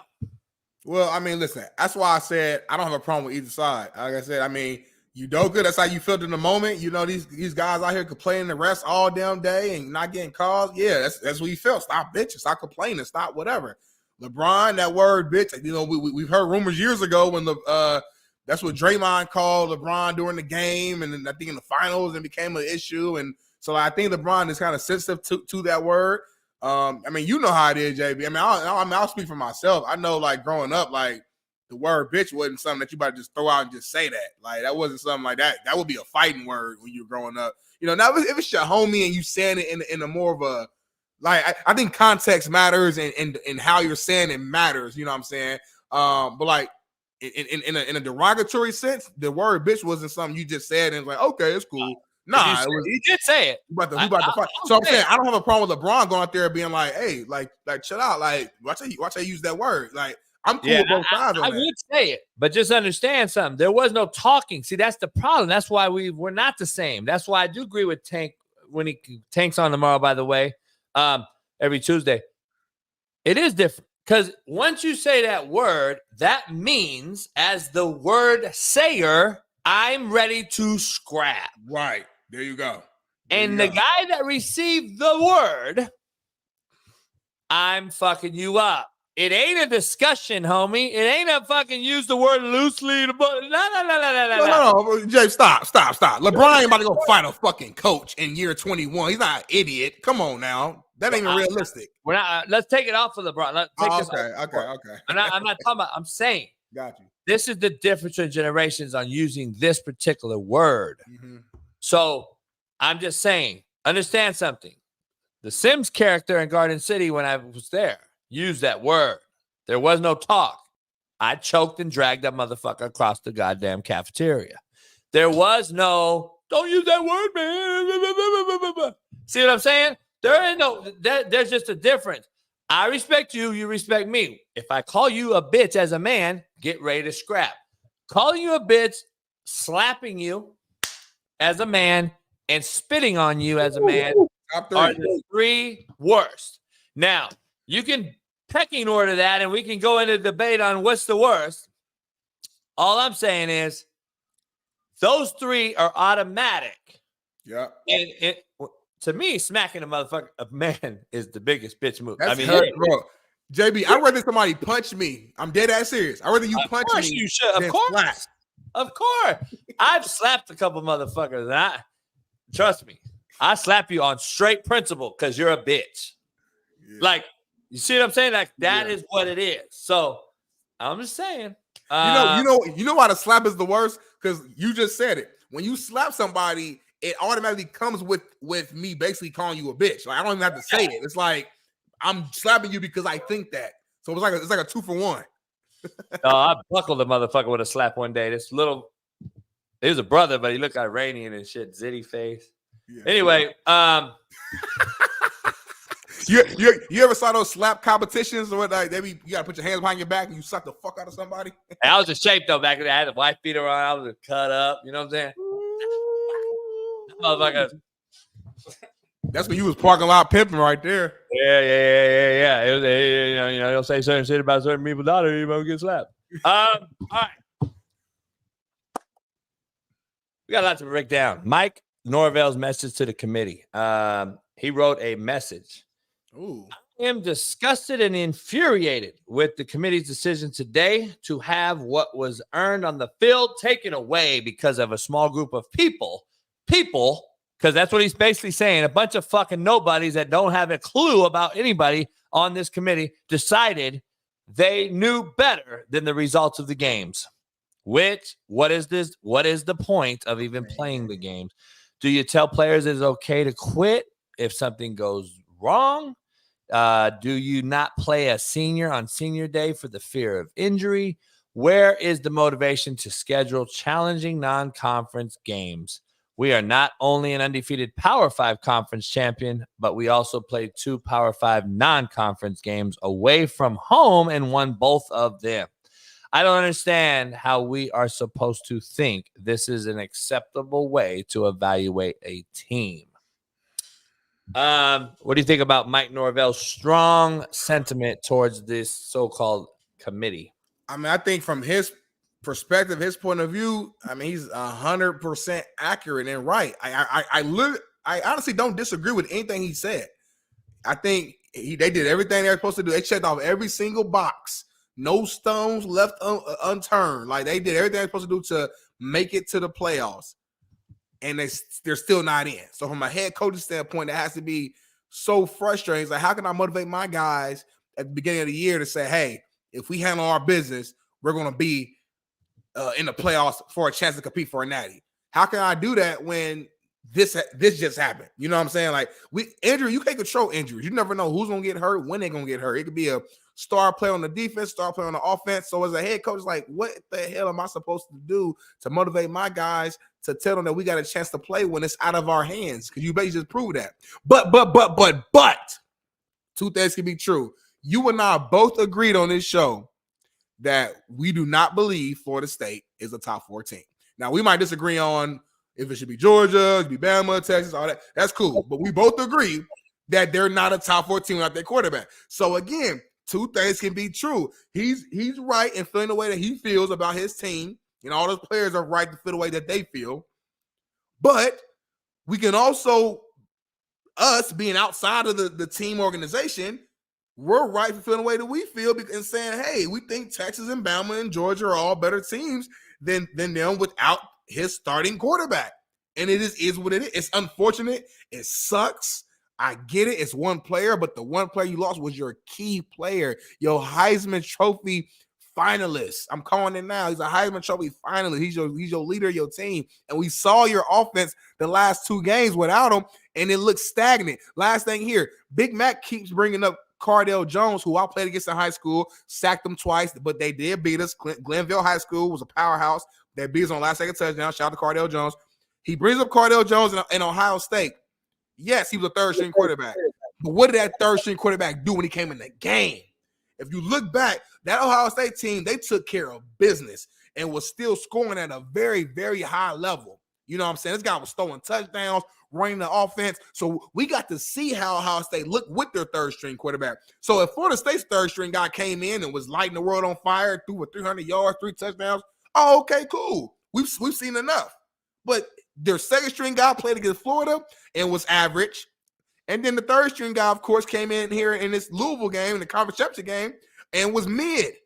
You guys won because of defense. Kudos to you. But playing against a top opponent like a Michigan, a Bama, a Washington, even if a Georgia would have got in with your backup quarterback and thinking you would actually compete, to me is disrespectful to those teams, in my opinion. So I don't know, JB. That's where I'm at, though. Let me give some clarification on all these different things. So, the college football playoff committee,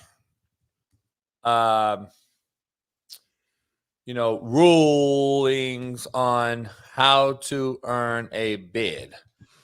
I don't know if you've read them or anything. So I was reading some of them last night and this morning. In that ruling on how they decide on who gets in, there's a clear, I think it's like Article 5.4, that injuries play a role. It's out there. It's been out there. It's been used. The Cardell Jones was BCS computer picked. This is different. This is a committee that clearly states injuries will play a role. So the quarterback being out was clearly, along with strength of schedule, clearly, let's just be honest, there's 5 Power 5 conferences. They were the worst conference in the country this year. The ACC was the worst. They still won their games. They did what they're supposed to do. They're very similar to Texas beating Alabama argument week 1. They beat LSU early in the season, and week later found out LSU's not that good. Like, let's be honest. Bama beat them too. Like, let's just stop. There's a shootout at Florida State. Alabama kind of stymied them on defense. And each team gets better as the week goes on. So they played LSU week 2. I said early in the season. So I didn't say it week 1. I said early in the season. Bama lost week 1. LSU played Florida State week 2, and et cetera, et cetera. So shit changes, man. It is what it is. But if the injuries are stated in the bylaws as a deciding factor, I mean, I don't truly believe. Let me be honest. Do you think Texas gets in if Quinn Ewers is out? Hell no. Thank you. That's my point. Thanks for bringing that up. If any of these guys, if Michael Penix Jr. got out, they would have got in because they beat Oregon twice. But if they lost, if Penix was hurt and they lost, here's my point though. Here's my point. Let's show this while we're on this deal. This what would be, Bailey, if you could size that up. This is what it would be if it was a 12-week playoff today. So you'd have Oregon playing Missouri in the 8 and 9. Michigan would have a bye. Alabama, Washington, Texas, right? Yeah. Oregon and Missouri would play. Florida State would play Oklahoma. Ohio State would play Penn State again. Georgia would play Ole Miss again. So that is what the 12-team playoff would be right now. Right. And this is a test. This is a test I put this up here for. Watch how many cats get in the chat talking about, where's Liberty? Where's la la la la la?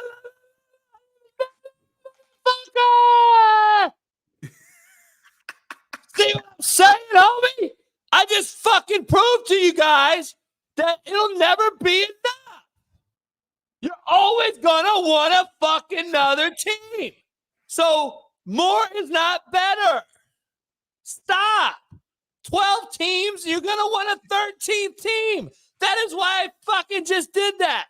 You guys are always going to want somebody, man. So you're going to put Liberty over Oregon. Get the fuck out of here. See, that's the thing. You guys are going to always cry. Somebody's going to bitch. My fucking point. And we should do that test nationally. I bet you if I put that out on Twitter tonight, we get a fucking, where's Liberty? Where's fucking Jim Madison? Where's fucking, shut up. You're never going to be satisfied. More is not better. Less is more. Less is more sometimes. I'm just telling y'all, we've already had this discussion, dog. Conference title games won't mean shit. People will be sitting players out. You're going to have fucking the 13th team bitching and moaning. Like, just put all the motherfuckers in. 64 teams again, like college basketball. Like, it's becoming a mockery, dog. The bottom line is, Big Smitty, if Oregon would have beat Washington, they weren't getting in either. Just think about it. So we're going to be Washington, just so we're clear. Georgia would have got in. I would argue Georgia's in right now. Me too. I agree. And Florida State's still out. Either way. See what I'm saying? So, nobody wants to talk about this shit, though. Nobody wants to talk about it, and that's the problem. You guys all just want to see more games. I don't.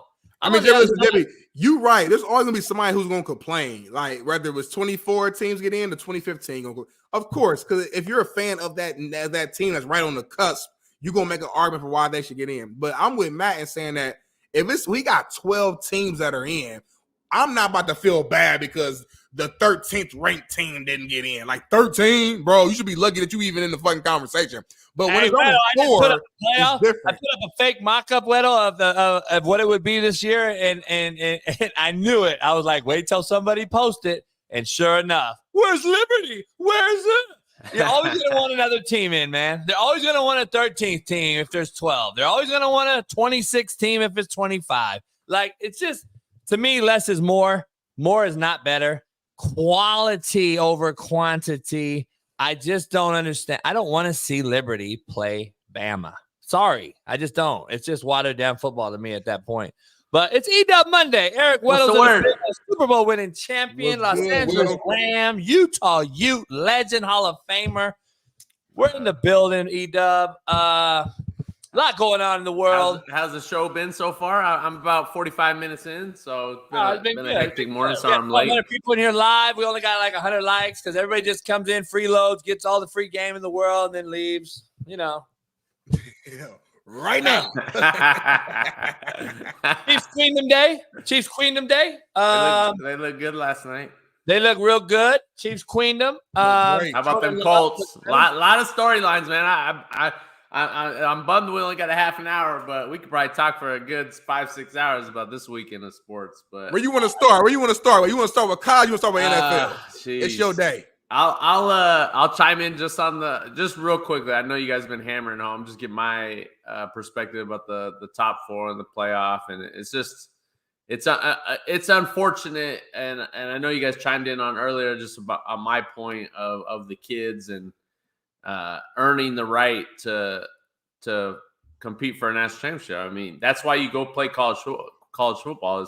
Is what they say is if you go undefeated at those Power 5 conferences, you're automatically in. And to make that decision from the powers that be and for these guys get in this room and for the first time they get in the room and watch these games for 24 hours, like they're on video, like trying to show that they care. They don't care.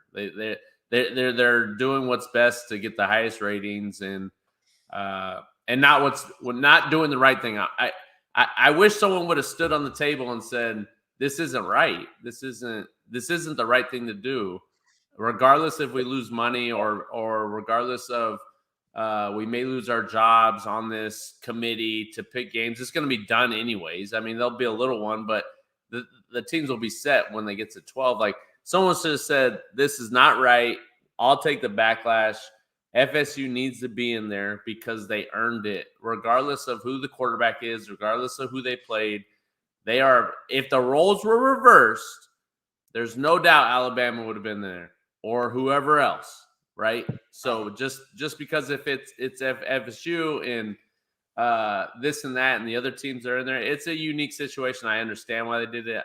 I'm bummed for the kids that have an undefeated season and they can't go compete for a championship. That's not what college football is about. And it's getting to the point where let's just take all these teams and there are no bowl games. There are no they don't go to school. Let's just get the top 40 teams, pay them, and seriously, pay them.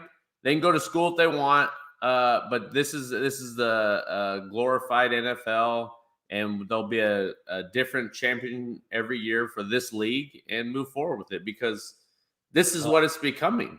It's not what we've created, Weddle. What we've created is unbelievable. What the NCAA has created, I think, is going to bite them in the ass. I think there's going to be serious issues in a bigger macro scale of things. People only look at this thing micro. I don't think they're really looking at let's just go down let's just talk brass tacks real quick, since the guy that knows what he's talking about and dealing with this, especially when you want to include Title IX in this, let's really dive deep.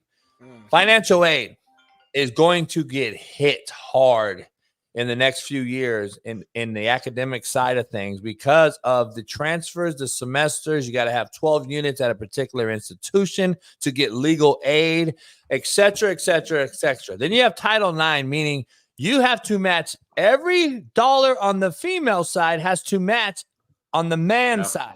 So guess what's going to happen when big Pac-12 teams fold and go to the Big Ten? Every sport now has to either go or fold.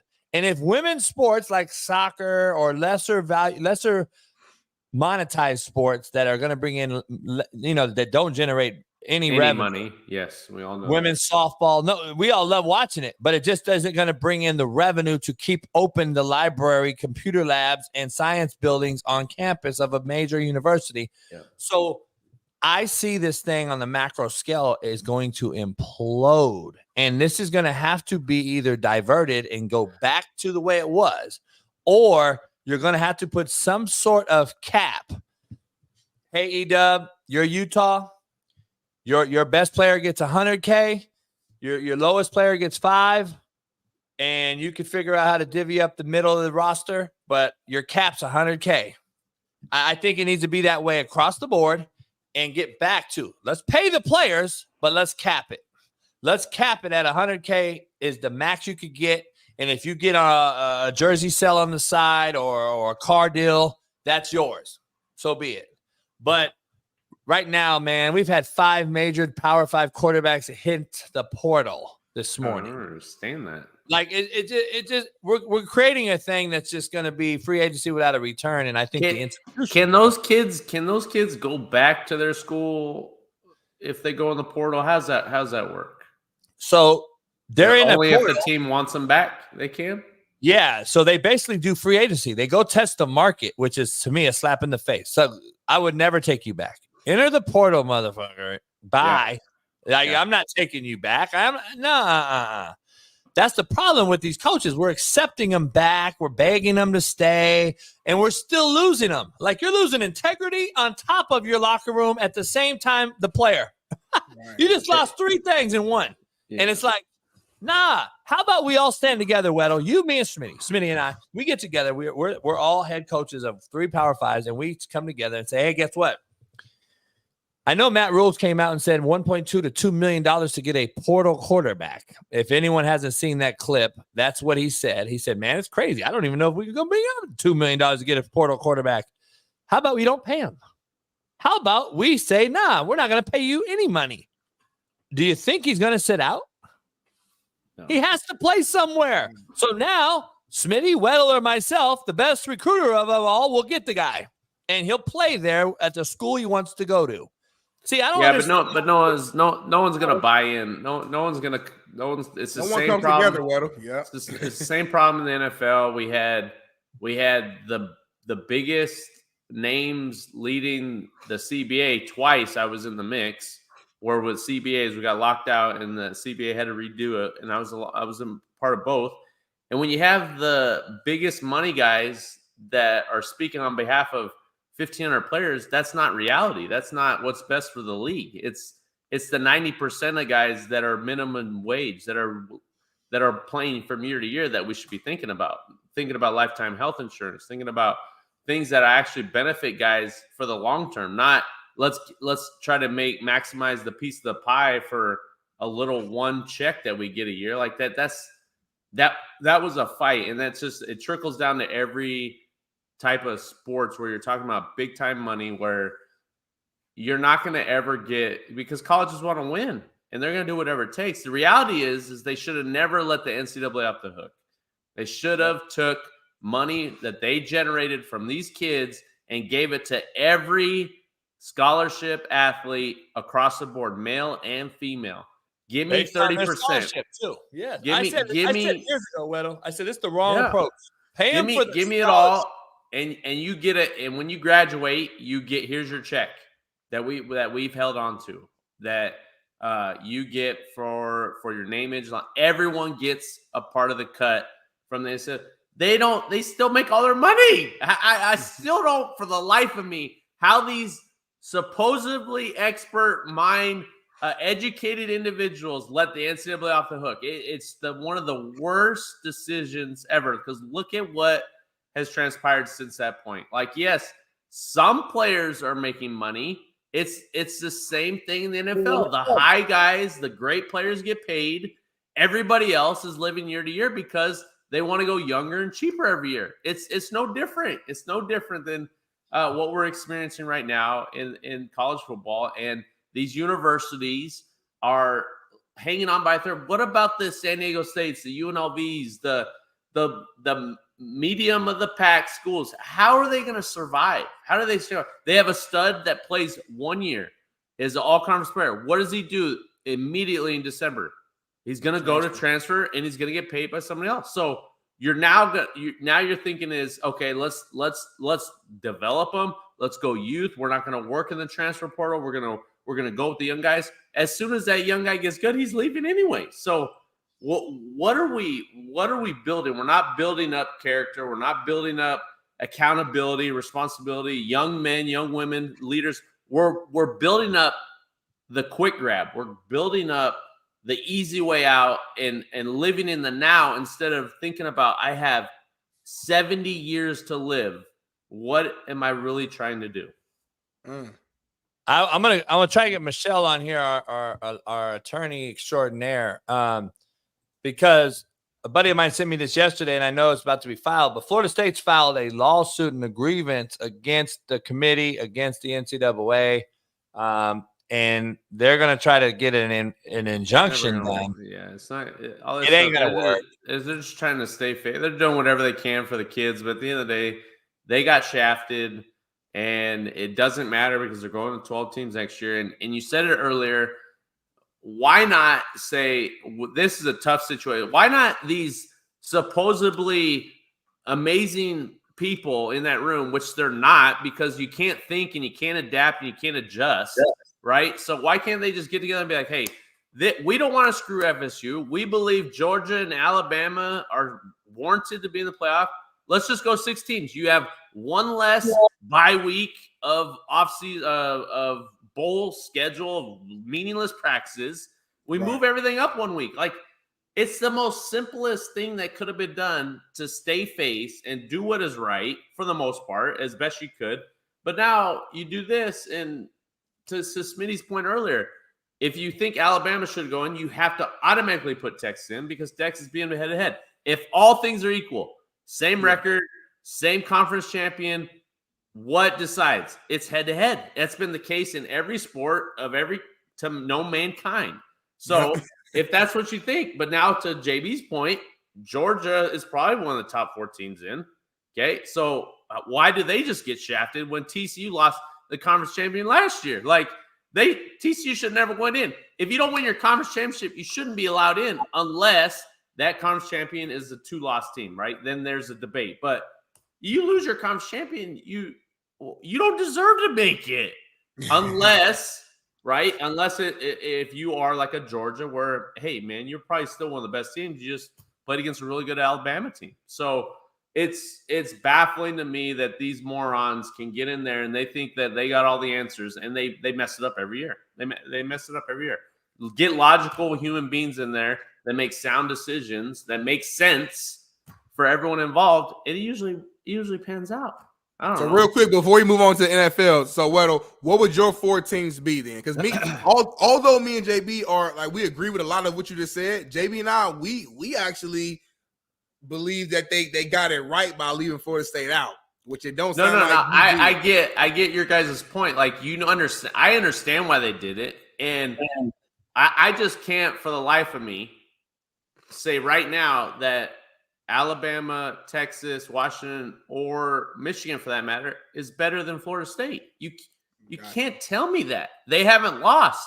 That defense is as good or better than anybody in the 4-team playoff. And you're not telling me that these offenses are all world that Florida State can't stop? Like, come on, like, you're taking everything away from why we play sports. You figure it out on the field. This Florida State right now with a backup quarterback is 10 times better than TCU last year. You can't tell me that.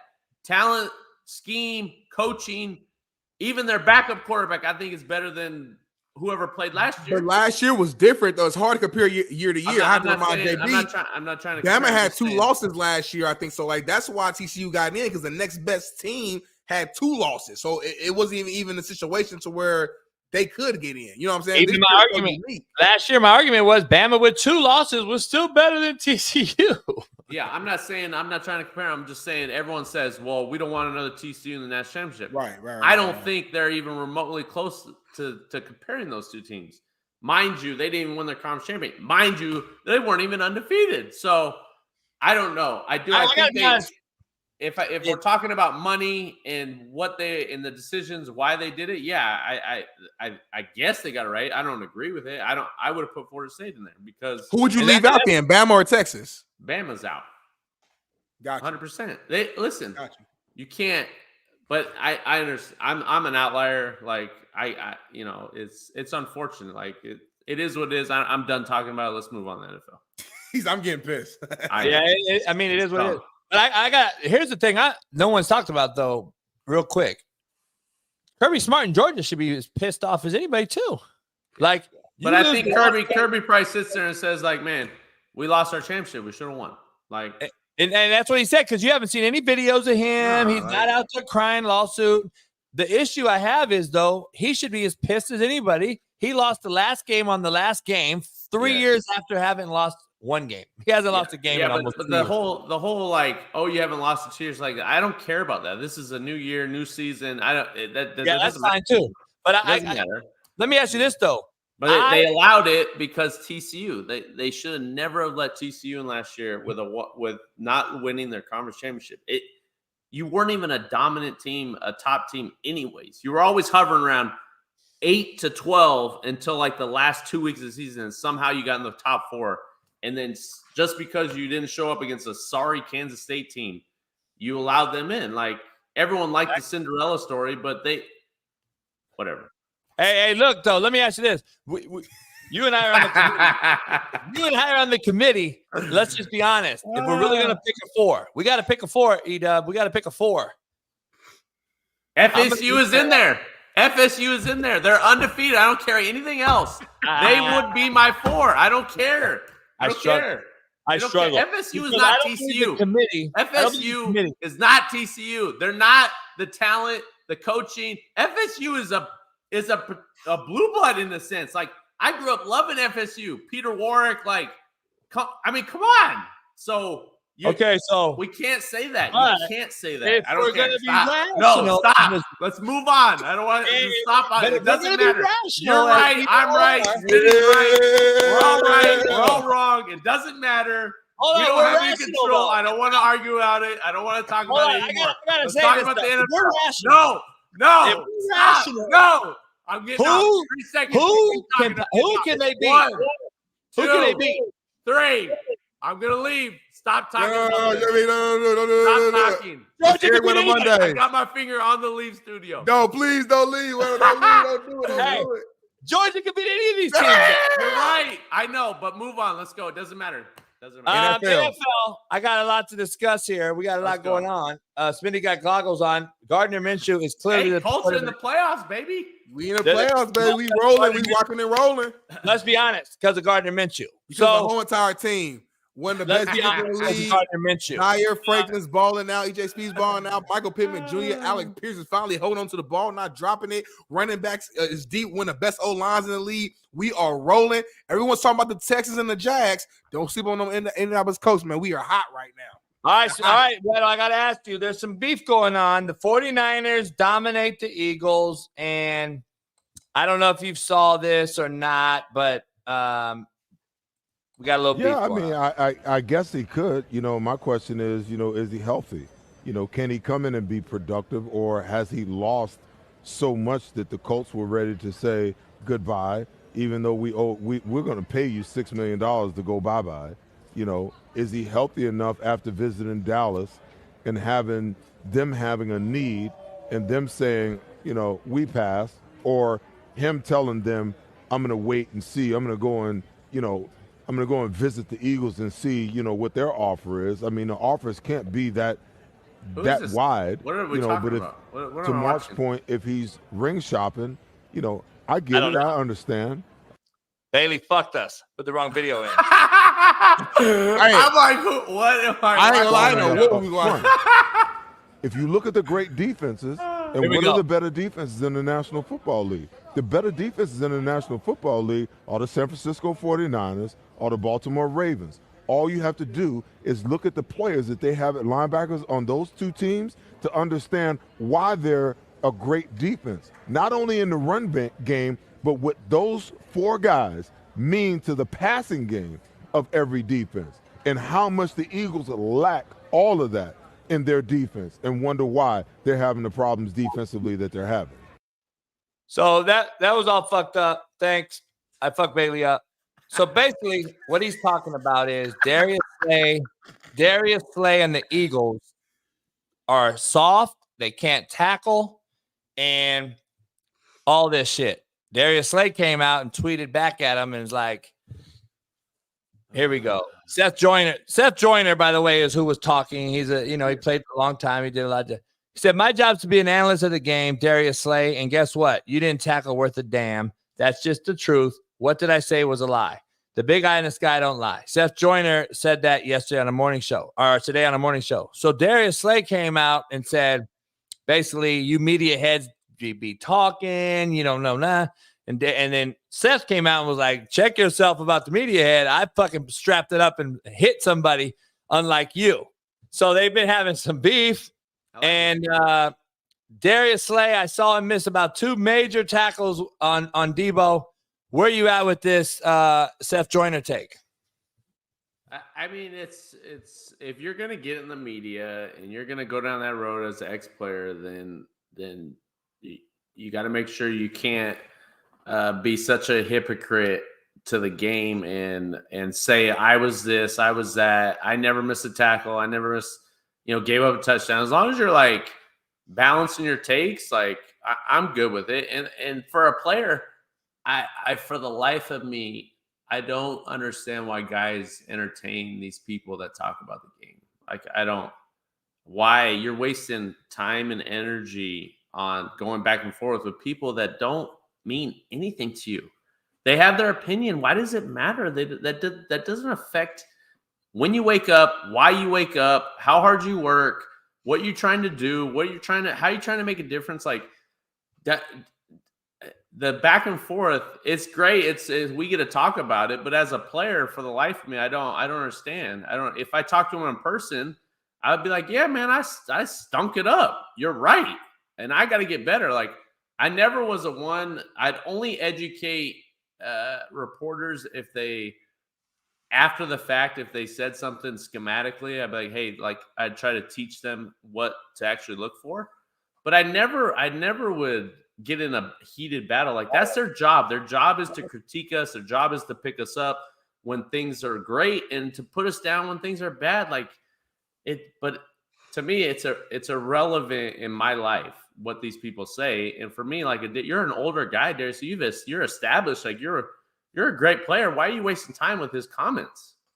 So it is warranted. They didn't play good last night, and they're probably looking at themselves in the meeting room, and they're probably getting chewed out for it because they should. You get blown out in a primetime game, and they have played 3 games in 14 days, or they're getting after it, but. So what? Like, own it. You play good, own it. You play bad, you miss tackles, you give up touchdowns, own it. Like, people respect you more at the end of the day. They're just embarrassed, Weddle. You hit the nail on the head. This is supposed to be the game of the year, game of the season. A lot of trash talk coming into this game on both sides. I know Hassan Reddick was, talking trash. Debo Samuel been very active, media saying, hey, if we would have had Brock Purdy last year, the NFC Championship, I feel confident that the game wouldn't have even been close. And then you guys face each other. Debo goes out there and has the best game he's had his entire season. and they literally bullied the Eagles. So then you got to wake up, you go to film, coaches is killing you, you go to Twitter, you're getting killed in your mentions, media's hitting you. I just think a lot of just embarrassed, everything's coming at you at the same time, and he just probably just got fed up and just had to say something back. You know what I'm saying? That's what I think really happened. These guys, they just sit on their phones. They're like this all day. Yeah. And then they start shaking, and they're like, Eagles got exposed though, man. Eagles got exposed. I know it's one game, but they got exposed, man. That they have a lot of weaknesses in their armor, and that when the Niners are fully healthy and they're there, they are clearly the better team. When both teams are fully healthy, in my opinion. When it was 24-16 and they had a 3rd and 7. And for the life of me, I have no clue why the guys playing outside leverage expecting help when they're doubling McCaffrey out of the backfield and they get that little shin route inside and complete that. And then they go on. That was the play of the game. It was in the 3rd quarter, and it was a 1-score game. They get that 3rd and 7. If they stop them there, they'll probably go down and score and make it a game. But it's a simple fact. Like I could see myself in meetings, that player, that nickel or safety, whoever it was, all week that, one hole or mouse or Mickey, whatever your call is for a low hole player and a post player. And then this week in meetings, they say, okay, hole player, when we call this, we're going to double McCaffrey. And that kid probably didn't remember, or he was in the meetings and didn't write it down. And then he's expecting inside help when clearly that linebacker is doubling McCaffrey out of the backfield. So that's how I'm laughing at that type of stuff. But the game got out of hand after that. Credit the Niners, credit Purdy, run that system to a T. Coach has a point, though, when everything's not perfect, though, it's going to come back. I don't see, to this day, I mean, he's been outstanding. You can't knock him for that. But when one of those guys is out or you go against a defense that's going to take away those guys, can he lead him to a Super Bowl? We're going to find out. They're going to be in it all the way, so. Hey, he's playing better than Patrick Mahomes this year. I will say that. But go ahead, JB. A lot of quarterbacks are. Let me ask you this. The Eagles, we still got the best record in football, though. The Niners have dominated 2 of the teams that people are favoring right now to win a Super Bowl. The Dallas Cowboys, who they shellacked in the NFC East, and now the Eagles, who they just shellacked in the NFC East. Is the NFC West much better than people first thought? The Rams have won 3 in a row, E-Dub. Your Rams they're playing well. Cooper Kupp, if he's healthy, I don't know. This team is dynamic now with Williams at running back.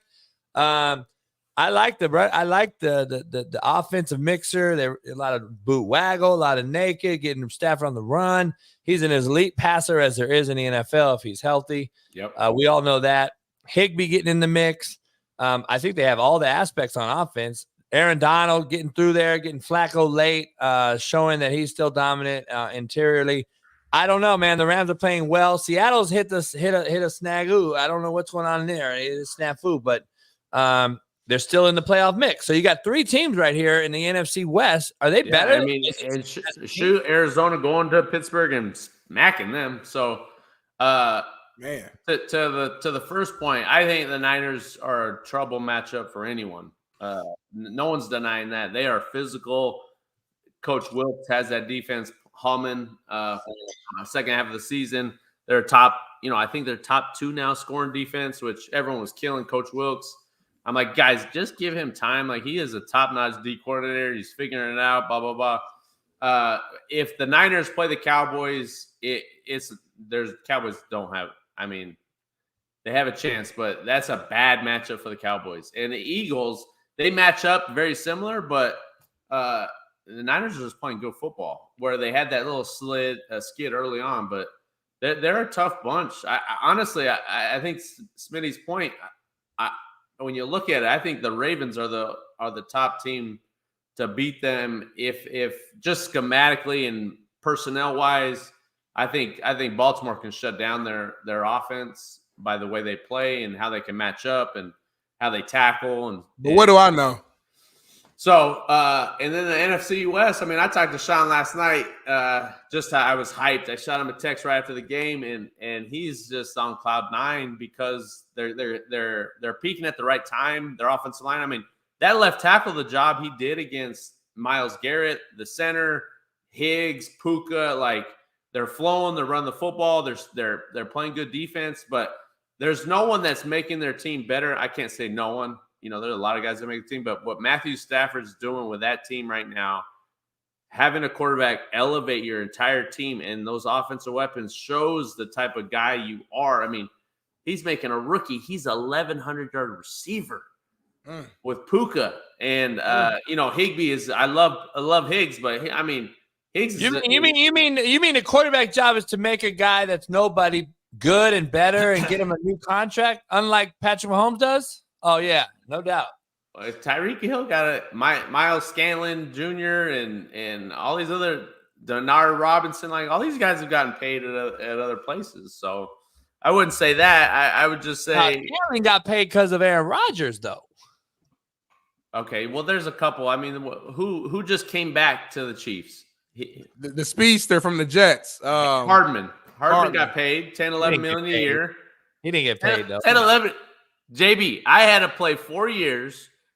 Okay, Pro Bowl, All Pro before I got a second contract, and now, so he's still. I mean, some guys do get paid without doing much, but at today's world, he still got paid $10-11 million a year. I never sniffed that type of money, so that's. But I haven't seen. We all know Tyreek Hill didn't get paid because of Patrick Mahomes. All I'm saying is I haven't seen Patrick Mahomes receiver him make a guy better to where other teams say I gotta have this guy. Like he playing better with Tua if we being real. That's what I'm saying. So I don't know. Break some records. Stafford's got two guys out there balling right now, and he's making a rookie into an NFL veteran, looking like a guy out here. And he gets Higbee the ball like he's doing an unbelievable job. He's a spinner. Shout out my guy TJ Hushmanzada. He trained Puka Nacua all off season. So I'm just shouting out TJ. I know he's humble to come out here and say a lot, but he was one of his primary guy all off season. So I just want to show him some love. Good love. Good shout out. Good shout out. All right, D-Dub, we gotta get out of here in a minute, but I gotta get to this brass tacks. Coach Sanders back in the news. His D-line coach left him and is at Syracuse now with the new head coach that left Nebraska, Coach Brown. Didn't you say earlier when we first heard about Warren Sapp that you said this coach was a really good coach, like a top-notch D-line coach, yeah? Yes. And now you're going to bring on Warren Sapp, who's never coached or done anything of that. Yes. Interesting. Let me ask you this, though. You went out publicly and said Warren Sapp is coming here like about 4 weeks ago. This guy's your D-line coach right now. So you're saying you're fired, by the way. Like there's some crazy stuff that's going on here. Warren Sapp's coming in. He's coming for sure. You got this other guy who left, and now you got this guy's girl leaving him too. Like it seems like Deion's in a little whirlwind of hit a little rough patch here. Everybody seemed to be leaving Deion right now in Colorado. I don't know what's going on here, but decommit after decommit. You got coach after coach, player, wifey, fiance. I will say this.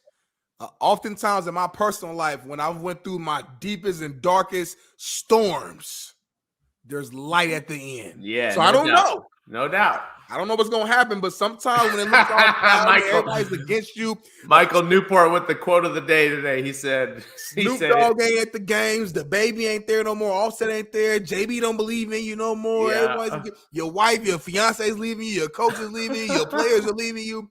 A lot of times when everything seems to be against you, that's when the blessing comes. So we shall see. Only time will tell. That's my favorite quote. But hey, we shall see. No doubt. I personally, you hope. I've had friends, teammates go through struggles in their personal life, especially with significant others, wives or girlfriends, and that's never easy. So you hope that he'll be okay with it. They've been together a long time, so it's you never want to see for any reason two people break up unless it's it's the right thing to do. But for the coaches and and the guys leaving. That the leaving, I don't really get. I don't think too much of the transfer portal, but for the coaches, and I mean that's what 3 or 4 coaches that have left or been fired or changed the scenery. I'm glad Sean Lewis got him a head job. He got San Diego State. He's down by you, Sean Lewis. So that's culture, you know, at stuff at big time programs, and I know he's trying to build it, and hopefully he gets to that point. But I put Utah in this mix. They've had the same coordinators for 9-10 years. You look at, you know, the Alabamas or Georgias. The only time they lose guys is if they're getting promoted, which in the case for Sean, that is the case.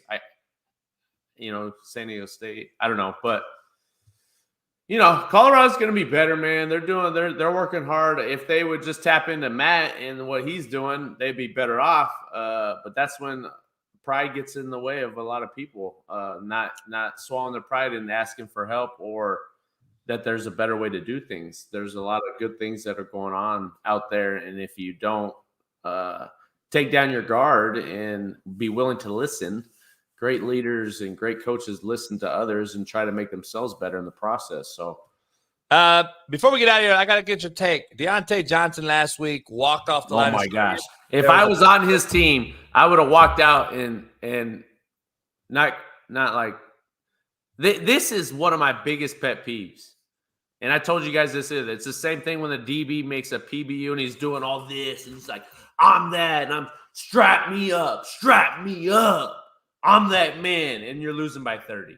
Like, it's the same thing. Can you just go back to the sideline? We're getting embarrassed at home. This touchdown does not matter. Now you want to make a play, like just get over here. Our tail is between our legs right now. We have nothing to hang our hat on. Getting smoked by a sorry Cardinals team, and you want to celebrate and do some dance. But this is what the kids see. This is why Ohio State's doing that in the lineup before Michigan, and then they lose. Like, kids, don't look at this. This is not the right way to play the game or how to act. It's not. You're losing by 20 points, and you're celebrating a touchdown, bringing the attention on yourself when you're no reason to. It's baffling to me, and I know I want guys that their personalities. You call me a hypocrite, but I want your personality to shine when it's for your teammates. When you're dancing with your teammates, when you're winning with your teammates. You know, when you won a game, you celebrate with your teammates in the locker room. Or you're going out to the club with your teammates at dinner. Like, that's when you do it. Because at the end of the day, everyone looks at you as a fraud when you do stuff like this. That you don't care about anybody but yourself. And I know that as a player, as a teammate, as a leader. And moving forward, I'm staying at arm's distance length for you because I can't count on you. No question about it. We got to play a little bit of heck for Ida. Ida don't cuss a lot. Hell yeah, hell nah. Let's go. Oh, all right. Hell yeah, hell nah. The Denver Broncos make the playoffs. Hell nah. Hell no. Nope. I'm going to say hell yeah. Chip this again. I still think Denver's right there. Russell weirdo. He threw that horrible ball. Three picks he threw. Yeah, 3 picks. And that last one. That was a good play by Ward, though. I'm a believer in Sean Payton. Even if he hits the bong with the 15-year-old, I still think he's going to get this thing done. So I'm going to say hell yeah. Okay. Tyreek Hill. Hell yeah, hell no. Hell yeah. Is a better wide receiver than Randy Moss. Hell no. Hell not yet. That's a good one. I think he could be. Yeah, I mean, his story's not done yet. If he retired today, I can't say that. This. I got a few NFL buddies that I've talked to and said, please show me Randy Moss run a curl, a slant, a post, a dig, a hit, any other route than fade. He said Tyreek Hill can run every route on the tree. Randy struggled with certain routes. Is that what defines the better wide receiver to you guys? I mean, that, and you got to say this too. Imagine Randy Moss playing in today's game. I know. Can't touch him. I mean, I don't know if I don't like Tyreek. That's a tough one. I'm gonna say hell no because I don't think he comes close to how many touchdowns that Randy Moss I think had 140. I could be totally wrong, but somewhere around there, 120. Like he was ridiculous. I can see Tyreek having more catches and more yards, but I agree with you. Maybe not more touchdowns. So that's where it gets a little hairy. Tyreek does have a ring, though. He do got jury. Randy don't have jury. He went, but they took an L. That matters. Randy was. I played against both. Different. And Randy, he didn't have to run all the routes. The man was. He could do it, man. Tyreek, that's no stop. Go ahead. No, I'm saying the one knock against Randy that people would say, I mean, you know more than me, but players would say that Randy didn't always bring it, though, every single week. Like, the effort wasn't always Oh, my gosh, 156 touchdowns, bro. Holy smokes. I'm just saying what the streets are saying. I didn't play against him. Yeah. I mean, I'm not, listen, the man was Hall of Fame. I'm not going to say nothing like that because it's hard to say whether he brought it or not. All I know is 156 touchdowns. Say no more. Hey, hell yeah, hell no. The 49ers just made a statement as the best team in football. Hell yeah. Hell no. How? They made a statement, but they ain't the best team in football. They're the second best team in football behind Lamar Jackson's Baltimore Ravens. That's what it is right now. The Ravens got the best defense in the game. They play soon. I can't wait. I might put 100 on that game. I can't wait. If we're recency biased, as of right now, you could say after that game beating the best team in the league, you are now. Yeah, you gotta be. Come on, Smitty. If you won Eagles, you could say it, but in Philadelphia. Don't forget that this same 49ers team just lost 3 in a row, y'all. Like you could say the Niners are 1 and the Ravens are 2 because of the win they just had. That's all we're saying. So we just go week to week. Like we don't like. Yeah, so I mean, that's what you do. No. So if next week the fucking Lions win by 30, they're the best team in the league. Like, come on, y'all. If the Niners lose, the previous games got to matter a little bit. If the Niners lose, they could be. They'll be 10-3. Yeah. Well, the Cowboys and the Eagles play next week, so if the Cowboys beat Philly, they're gonna be the best team in the league then. All right, hell yeah, hell no. We're gonna get out of here. Hot coffee is better than iced coffee. Never had either, so I'm sticking. You never drink coffee ever? No. I'm not a big coffee guy. I just started trying probably about a year ago. I like the hot coffee because in the morning it clears you out. It like clears all this shit right here. That hot water, you know what I mean? It just kind of all the phlegm, all the congestion from being asleep, you know, it just kind of. Why do you have all that? Are you sick? Because JB's a hot coffee for sure. All day. I can't do iced coffee. Iced coffee. Iced coffee is soft. Iced coffee is like using a straw in a cup. Hey, we got to do some white people shit with E-Dub as we walk out of here. White people shit. Love it.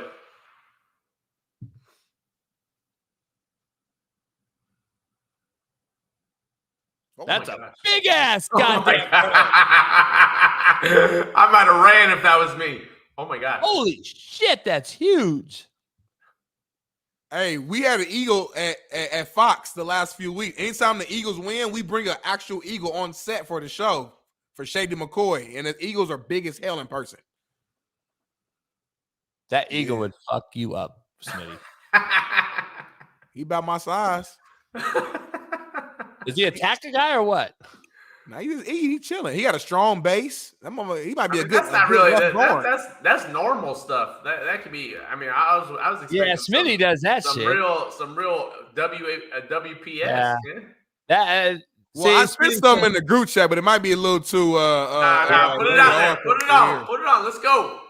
Hey, you got it? Do you have it? Go ahead, Bailey. Show it. Go ahead, Bailey. They're not naked anyway. They got pasties on. I don't think we got it. I don't think we got it below here though. I'm looking right now. I don't think you got it. Maybe you have to put it in. I don't know. I don't know. It's white people shit, but it's also black people shit. Give me 30 seconds, he said. He got 30 seconds. We're gonna put a last white people shit in. We got to do it with E-Dub. We got to get E-Dub. Go one more. Hell nah. Hell yeah.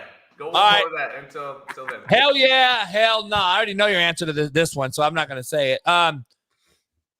Arch Manning will be an Ohio State Buckeye next year.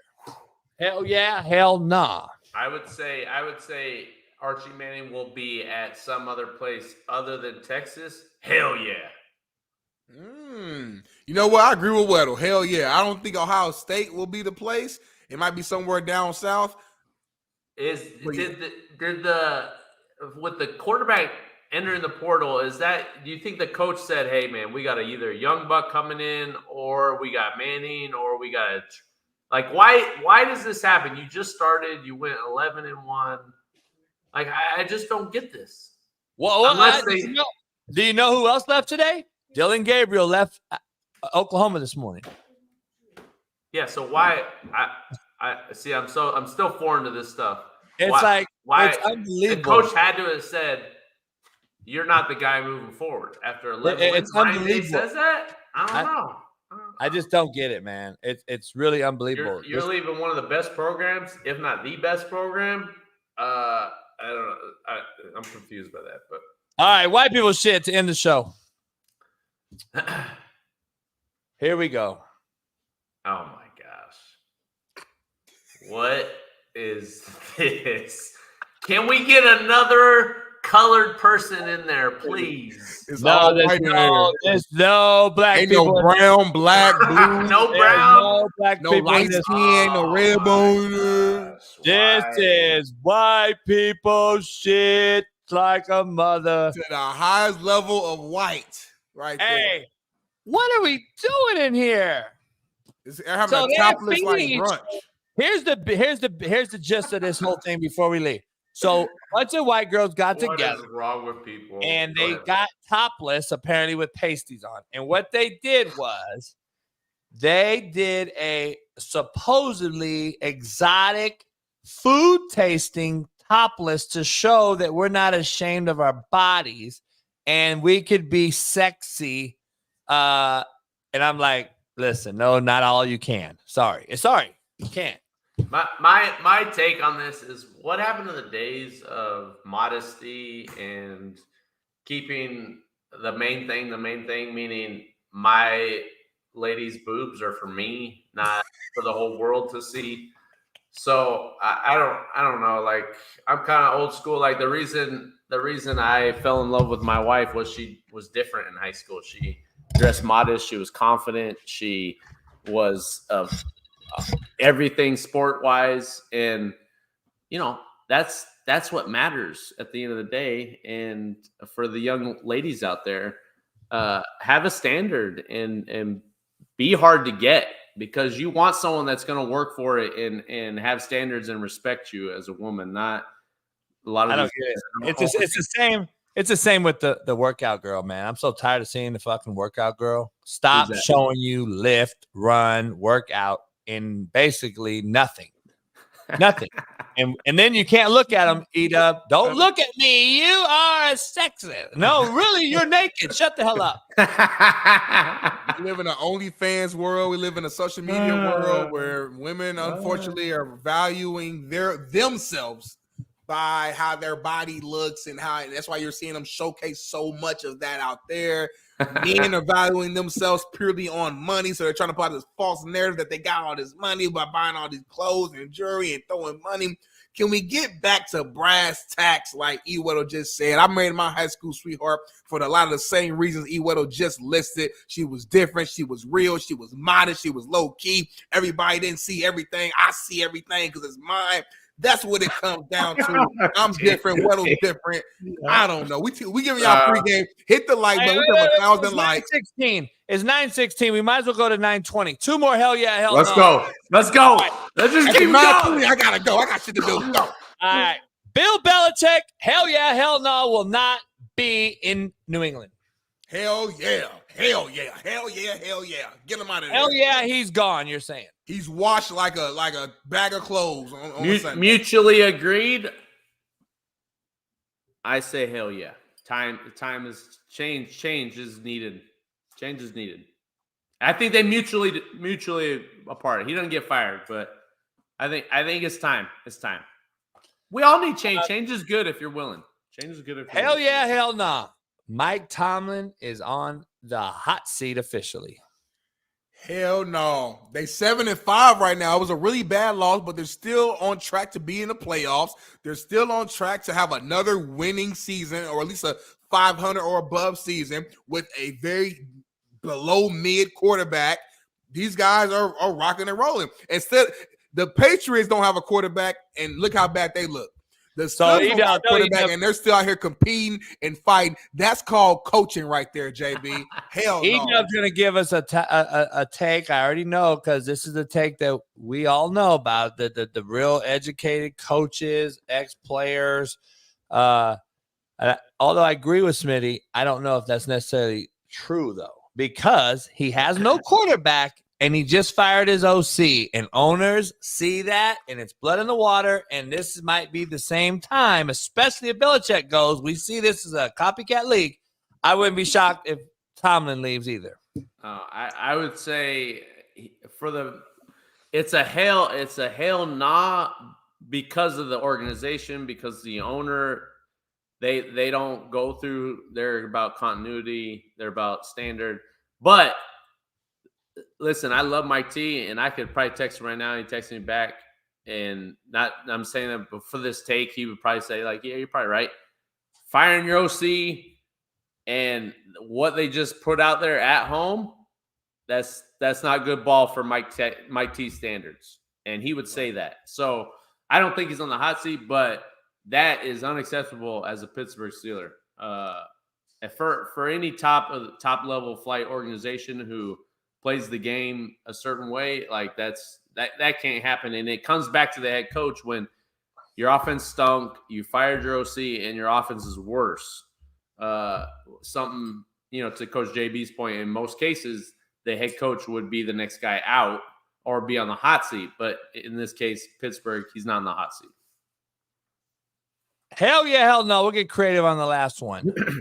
Hell yeah, hell nah. JB is going to be right with tonight's Monday Night Football pick. Who'd you pick? Who you pick? We're going to do it after. You got to say hell yeah, hell no. I'm going to be hell right. Yeah. Hell yeah. I'm going to say hell yeah because you're hot right now. You're hot. You're going to go with the Jaguars. What do you mean? He's picking the Jags. No question. Come on, Coach JB. You're not that naive to it. Go ahead, pick them. Let's go. End the show on 3. Hit the like button and Jaguars on 3. Ready? 1, 2, 3. Like button, Jaguars. Jaguars. Jaguars going. They better win with no fucking Joe Burrow. I don't know who playing quarterback for the Bengals. I don't even know.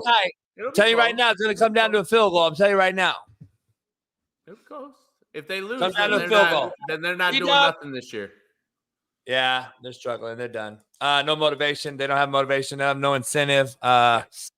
Jaguars do. They're chasing the 1 seed right now. Yep. They got to win. It'd be a devastating loss if they don't get it done. So they got to keep up with the Ravens and Kansas City. And even though Kansas City lost, they still got to sit in there and get the 1 seed. Play at home, maybe even. Tough. E-Dub Monday, always a pleasure. Awesome. Hey, you missed Saturday. You missed a hell of a football palooza. We'll do it again, though, next week. Love y'all, boys. Good work. Peace. All right, Big Smitty. It's been a hell of a show. We went longer. I missed my doctor's appointment. Fuck it.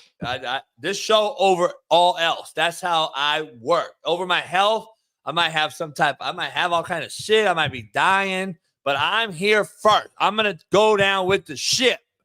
That's what leaders create, more leaders, not more followers. I'm creating a new leader in Smitty. So when my tire gets flat, Smitty does take over the show. He does understand that. You know what I'm saying? That is what it is. So Smitty's going to be fired today. Anyway, he's already late. This is his plot to Fox. He wants to get out of there. He wants to leave. So he's going to leave, go be late. Yeah. Big Smitty, why'd you get fired? Coach JB, man. He had me on the show too long, man. I just couldn't get the word. People at work was hating on me. I was mad about it. You know what I mean? So Coach Nation, baby, for the shoe, hit that like button, pound the like button, subscribe, get some merch from Coach JB Show, the website, help him pay his back taxes. LFTclothingbrand.com, get your merch, and we're going to be back tomorrow. We got our guy Tank coming on tomorrow, Steve Kim coming on tomorrow, I'm here tomorrow, JB here tomorrow, and who else knows? Jesse Morse? Jesse Morse, come on, man. Doc Talk Tuesdays. And we might bring on Michelle out of nowhere. Who knows, man? Be ready for everything. Just so we're clear, I have a major issue in my right knee, and Dr. Jesse Morris got me an x-ray. Stay tuned.